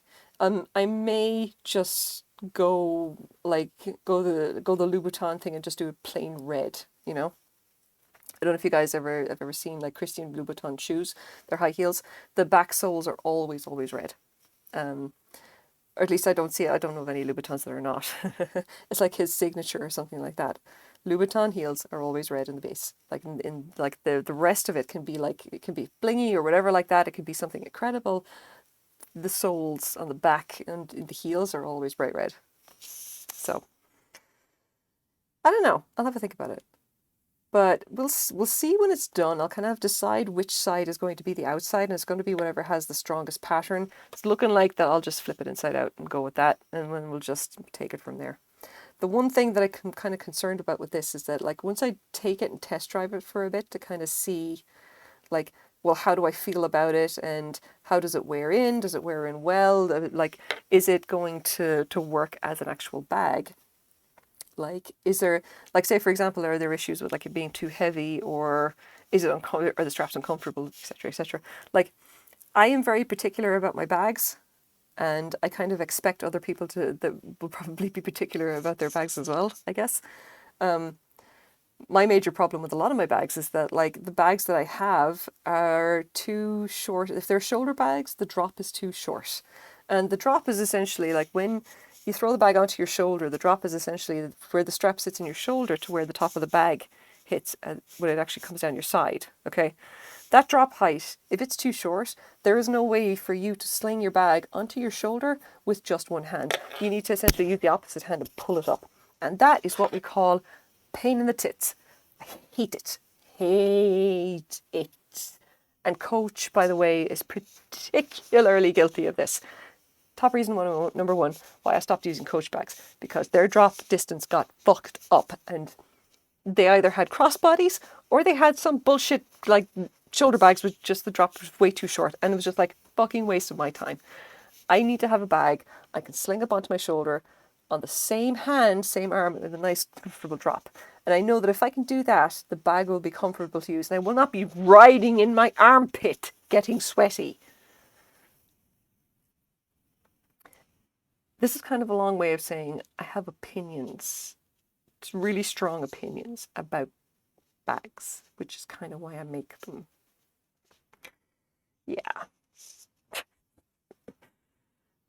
Tune in next week, where I can start talking about the fact that Louis Vuitton are just, they're generally really nice bags. The fucking monogram is ugly. I don't care what anybody says. Their special edition stuff is horse shit. And it really just gets away from the fact that their actual bags are generally good quality. Also complain about the fact that Hermes is not worth 20 grand, and I don't give a shit what anyone says about that. Or that the latest bag that came out there was the one that Kylie Jenner was carrying around, which was literally a piece of fucking glass. And I cannot think of anything less practical as a handbag in the entire world than a piece of clear glass. And you could not advertise any more loudly that you're essentially carrying around a fucking vase just because it looks kind of cool. And I have strong moral objections to such a thing being called a bag or B useful. I mean, say what you like about Hermes, at least their bags can actually be used for bags. They are used to carry the things. Yeah, so yes, wonderful. Thank you very much for the raid. And I apologize that you've essentially just been subjected to me ranting about bags for the last 10 minutes. Yes, have a very nice evening. Go on, go to bed, go sleep, enjoy. Happy Monday or happy time zone wherever you are. Thank you very much for the raid. Have fun. Bye. What time is it? It's now 10:49. I'm going to finish this row and then go to bed myself because, oh dear God, I'm pretty sure everybody's sick of me right now. Yep. It's been that kind of weekend, people. Fun fact, I'm going to have a special guest on my stream next week. Love Crochet the Crochet. Yeah, no worries. Have a good weekend. Well, have a good what's left for your weekend. Enjoy Monday. Yeah. So next week I'm going to have a special guest on my stream. I'm not going to tell you who it is. Not yet.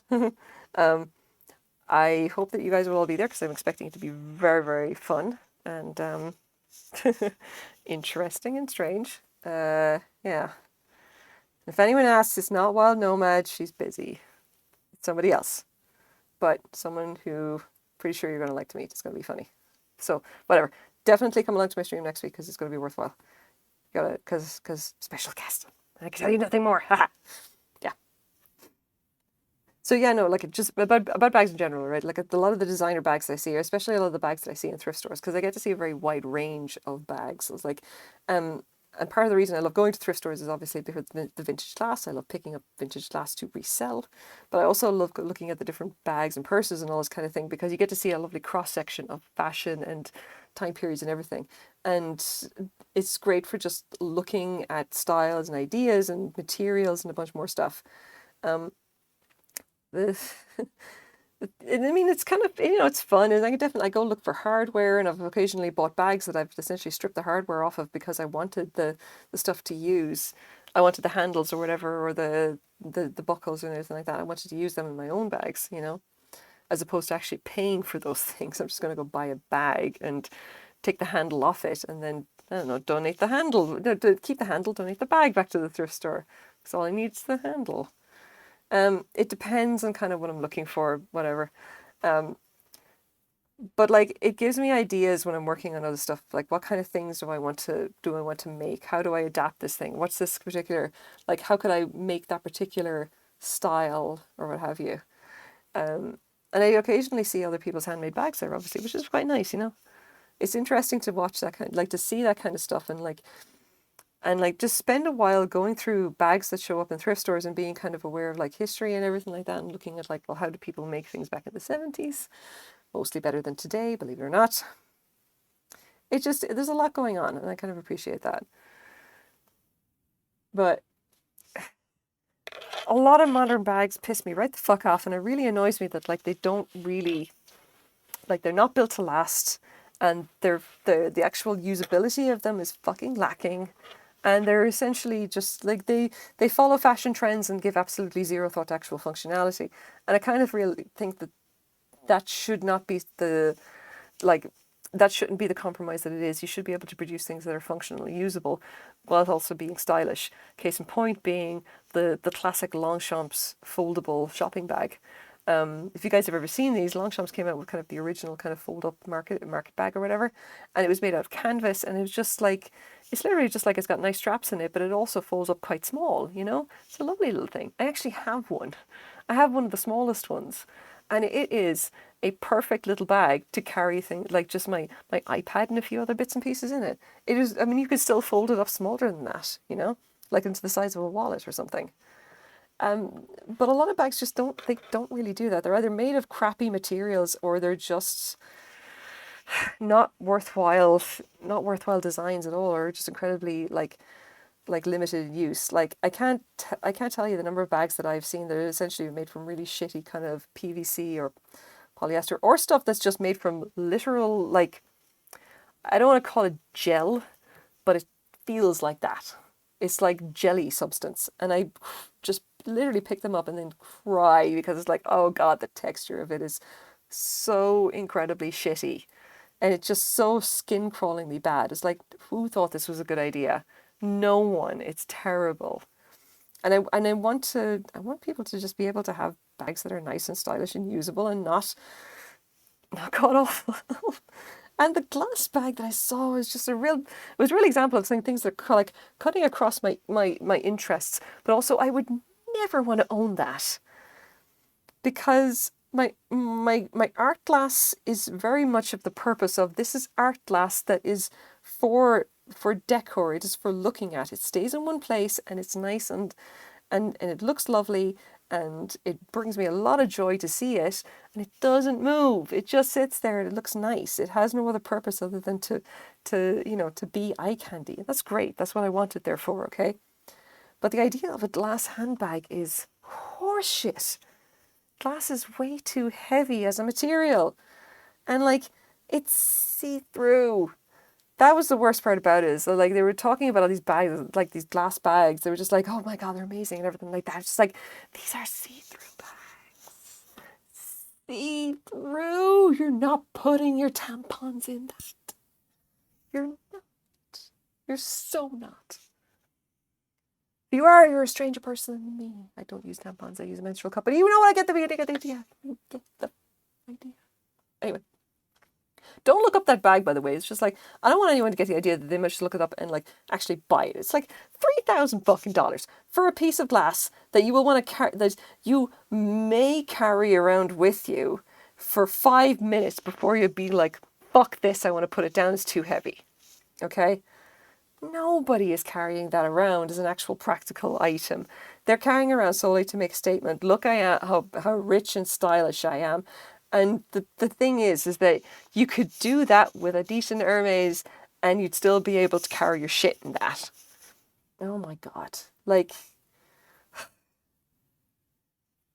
Yeah, it's just the thing that just like rich people stuff occasionally gets right up my nose. Mostly I'm just like I like to laugh at it because it sounds so it's like a it's like the what's it, the gold plated toilet. I'm just like I know that that shouldn't be a thing, but it probably is a thing. Oh hey Shinner, sorry. You caught me while I'm ranting about glass bags. Just oh god, don't get me started. Rich people haute couture is strange and just so strange. So incredibly strange. I wish they didn't make things to be carried out of glass. I feel that was just like next they're going to start making glass shoes or something, and that's going to be a fucking mistake. Come for the crochet sticker tuning rounds. Oh my god. So okay. So you guys ever seen that? I think it was a Steve. Oh shit, what's his name again? It's is it Alexander McQueen? I can't remember. Is it? I can't. Okay. Oh god, I'm blanking. Okay, some big ass fashion haute couture designer or like that made these shoes that I swear to God look like curved ends. They have this kind of curved shape like this, and there's a little heel at the back, and they look like deformed ballet shoes. Okay, there's some name for them. I don't know what they are. Okay, but like the he did like the just this one and like I'm swear to God, nobody should walk in those shoes. I think the second time he tried to do like some kind of like a fashion show with them, the models basically said, "Fuck off! We can't walk in these without taking a risk of falling and hurting ourselves." Like no, it's you had to be taught how to walk in them. That's how bad they were. Like and I don't know if that is part of like the artistry, I guess, of haute couture. But Jesus fucking Christ, man. If you cannot make shoes, stylish shoes, I guess that's what they were going for. You're going for a look or something like that. If you cannot make stylish shoes that are at least, usable as actual shoes, then I don't know you get to call yourself like a successful designer of shoes. Unless you're making a very strange point. I really do not know. It's like if I decide to try making a crochet bag and then I create a crochet bag out of barbed wire, like, can I really call myself a bag maker? Or could it be more accurate to call myself a sadist who has apparently found a niche? I'm just saying, there should be a limit to what we're prepared to do for art, okay? And I think if you're committed to making something that has to be worn or used by a human being in order to actually fulfill it, like that has a legitimate purpose, then maybe don't lose sight of the fact that there are certain practicalities you should be taking note of. And that should start with bags should not be too heavy to carry on their own. They're kind of like bridges in that respect. They're supposed to be light and strong because their purpose is to carry the stuff. And also, why are they see-through? They're not see-through. Bags are generally not see-through. That's not really a thing. The only time bags are see-through is when we don't care about the stuff being inside being seen. And that's generally when we're carrying our future vegetables and like a market bag or some shit. Or it's the bag belonging to a 2-year-old. I don't know. Adults don't have see-through bags unless they're very weird. No artiste. Fuck that. I think it was Alexander McQueen. I'm blanking on the bloody name again. I'm going to look it up later. It's going to piss me off now if I don't remember what that name is. Oh god, there's such like there's a lot of stuff in like art, capital A art, okay, ID art, that just really just makes me roll my eyes so hard. So hard. And I can get at the point of it because like idea art is a thing and they're making a statement and haute couture is not meant to be worn and everything like that. But like when the models say, hey, we don't want to wear this because we're in danger of falling off our own shoes, perhaps you need to rethink your directions there, sir. Maybe it's a commentary in the way of the patriarch and the kind of best phrase. Yeah, you see, like that would be kind of an interesting take on it, except that he's a rich white man, and I'm pretty sure that's way beyond his understanding. Like, that'd be nice, but nah. I don't know where they get their ideas from, but I'd be stunned if it was anything more than, ooh, shiny, pretty. We'll make the women walk funny in the crazy looking shoes. I mean, they almost run an outrage humor. Exactly, he just thinks it looks cool. I just, I'm way too working class for that, I'm afraid. way too working class. Also poor, but mostly working class. Oh God, come on! Just let me get this row finished. I'm gonna get this row finished, okay? And then we're gonna see where we're at with the bag. And if I got the right stitch, I do. I see where I am with the bag, and come on. And I'm gonna call it a night. Oh, just fucking don't split. Don't split on me. We're doing so well up to this point, despite the fact that I was ranting earlier. Hey Matthew, how's it going? Anyway, oh God, there you go, Alexander McQueen. I think it's him. I think it is. It's not just fancy sneakers. It absolutely isn't. Okay, absolutely isn't.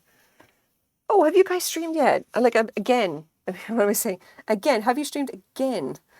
I'm presumably like Quaid will tell me, but I have been really bad about actually watching streams this last week. It just hasn't happened. All I've been doing is just like making bags and hanging out, and generally just making more bags and hanging out, and just like, yeah. I'm looking forward to the stream where you tried to crochet a QR code. Oh, I was looking that up. Ah. I will have you know that I generated a QR code with my website domain, and I'm going to put it on a bag. Just for shits and giggles. I'm going to do it with corner to corner crochet in black and white yarn because I have enough to do it. And I'm totally going to do 2 squares, and I'm going to put that on the bag. I think it's going to be pretty cool. I'll do it. It's just for the sake of it. Like, I've seen some people do it already with corner to corner crochet. I just want to make sure that like the resolution is what I think it's going to be. Okay? Because if I get this wrong, obviously the QR code will not be possible. It won't be possible to read it, and I want to make sure that you can read it. So I'll have to do some tests to make sure that I can get like the sharpness, I guess, of the stitches has to be fairly precise because it is a QR code. So I'll do some tests. It'll be fun. It'll be interesting. What am I doing? Wait. 1, 2, 3. Oh, I'm doing too many. Bugger. Wait. It's 1, 2, 3. Okay, there we go. I've done a mistake. There. Okay, let's do this. Need to finish giant board game on table. I don't know what that is. I don't know about Yoli board games though, so not surprising. Wait, just let go. Okay. Oh, just in case you're running, it's cherry tonight.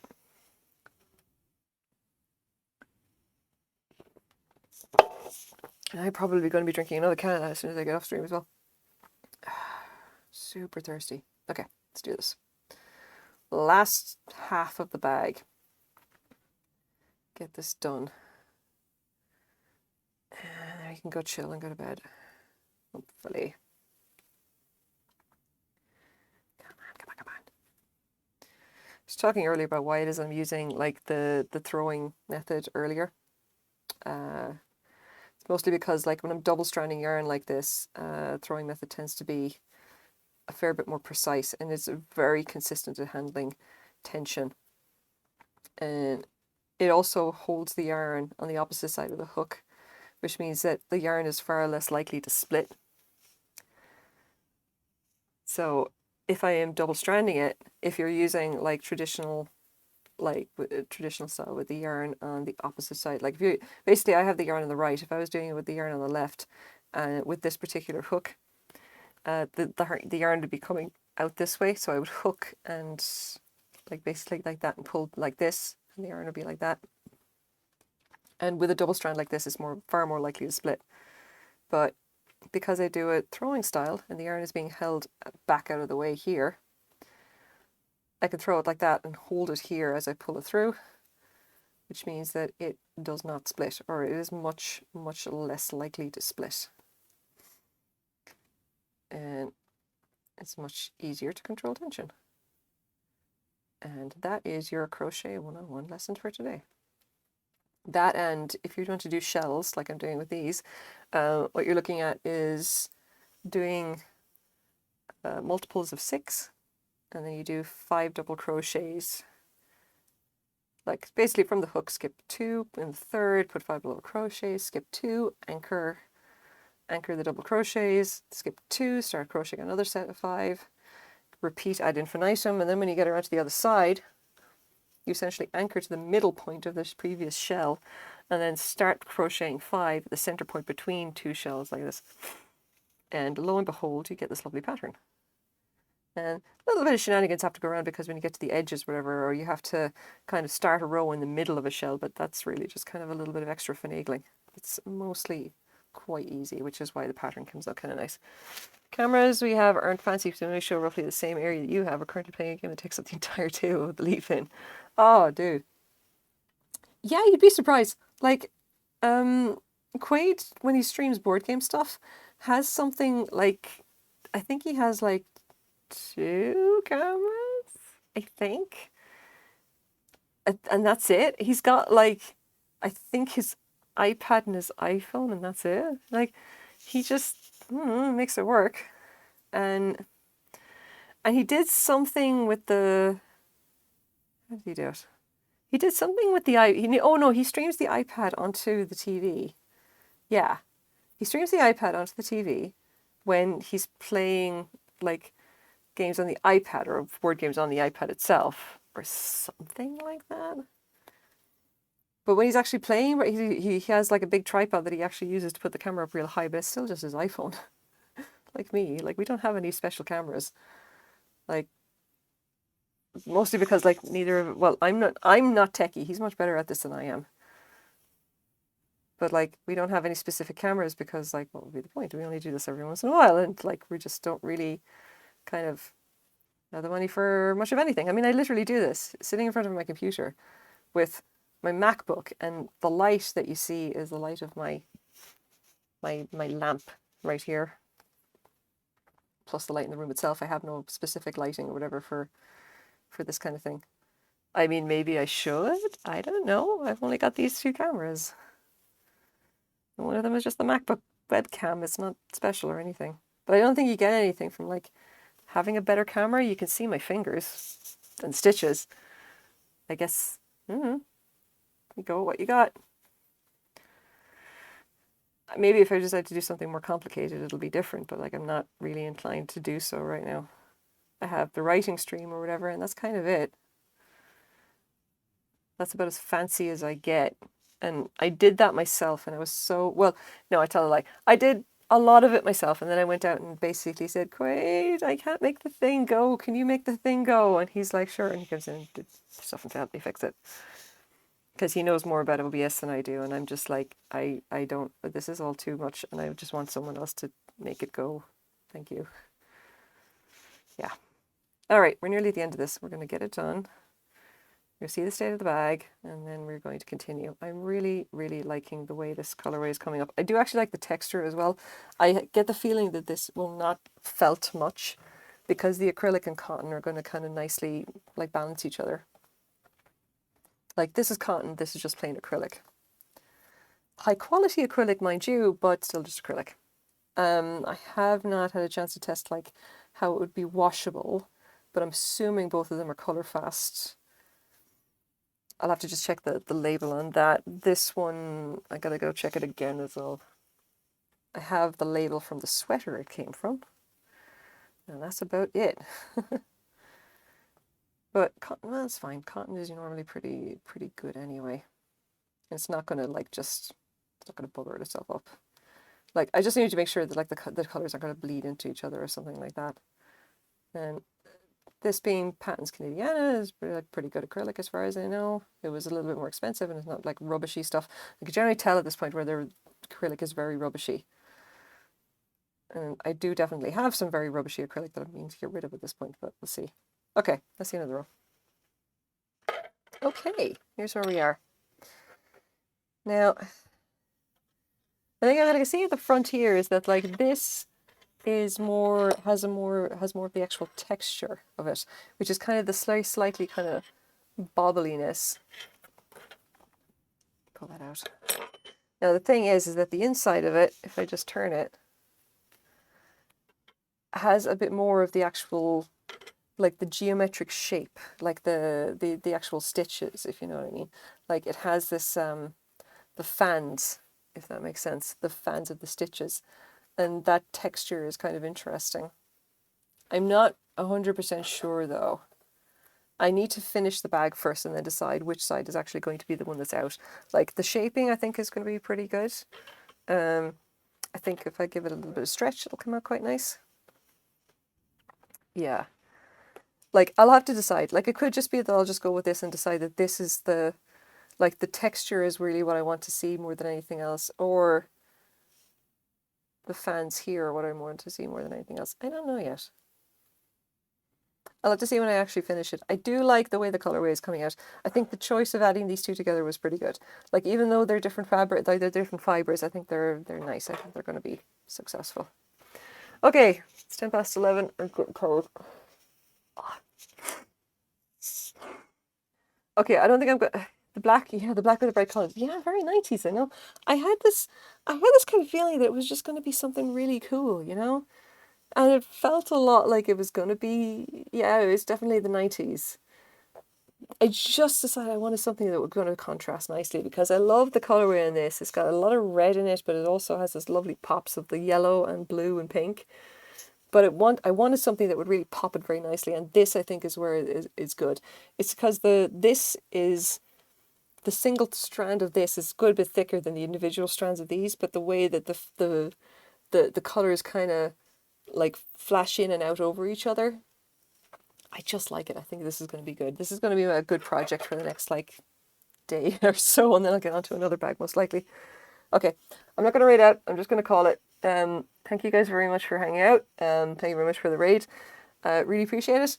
I did not do a writing stream on last Friday because it was my daughter's sports day and I had to go and essentially do the mom thing at the side, you know, watching my daughter doing the thing. So yeah, hopefully I'll do one this week. No guarantees. I have visitors coming in, so we shall see. But I will definitely be on stream again next Saturday, or sorry, next Sunday. What am I saying? And also, if you were around next Sunday, I will have a special guest. It's not Wild Nomad, it's somebody else, but it's something that you want to see. So definitely, hopefully you'll be around. 9 p.m. PST. That's it. Thanks very much, guys. Have a good rest of your night. Happy rest of your weekend. Happy time zone, etc., etc. Happy Monday. Make sure you got your coffee tomorrow, okay? Bye.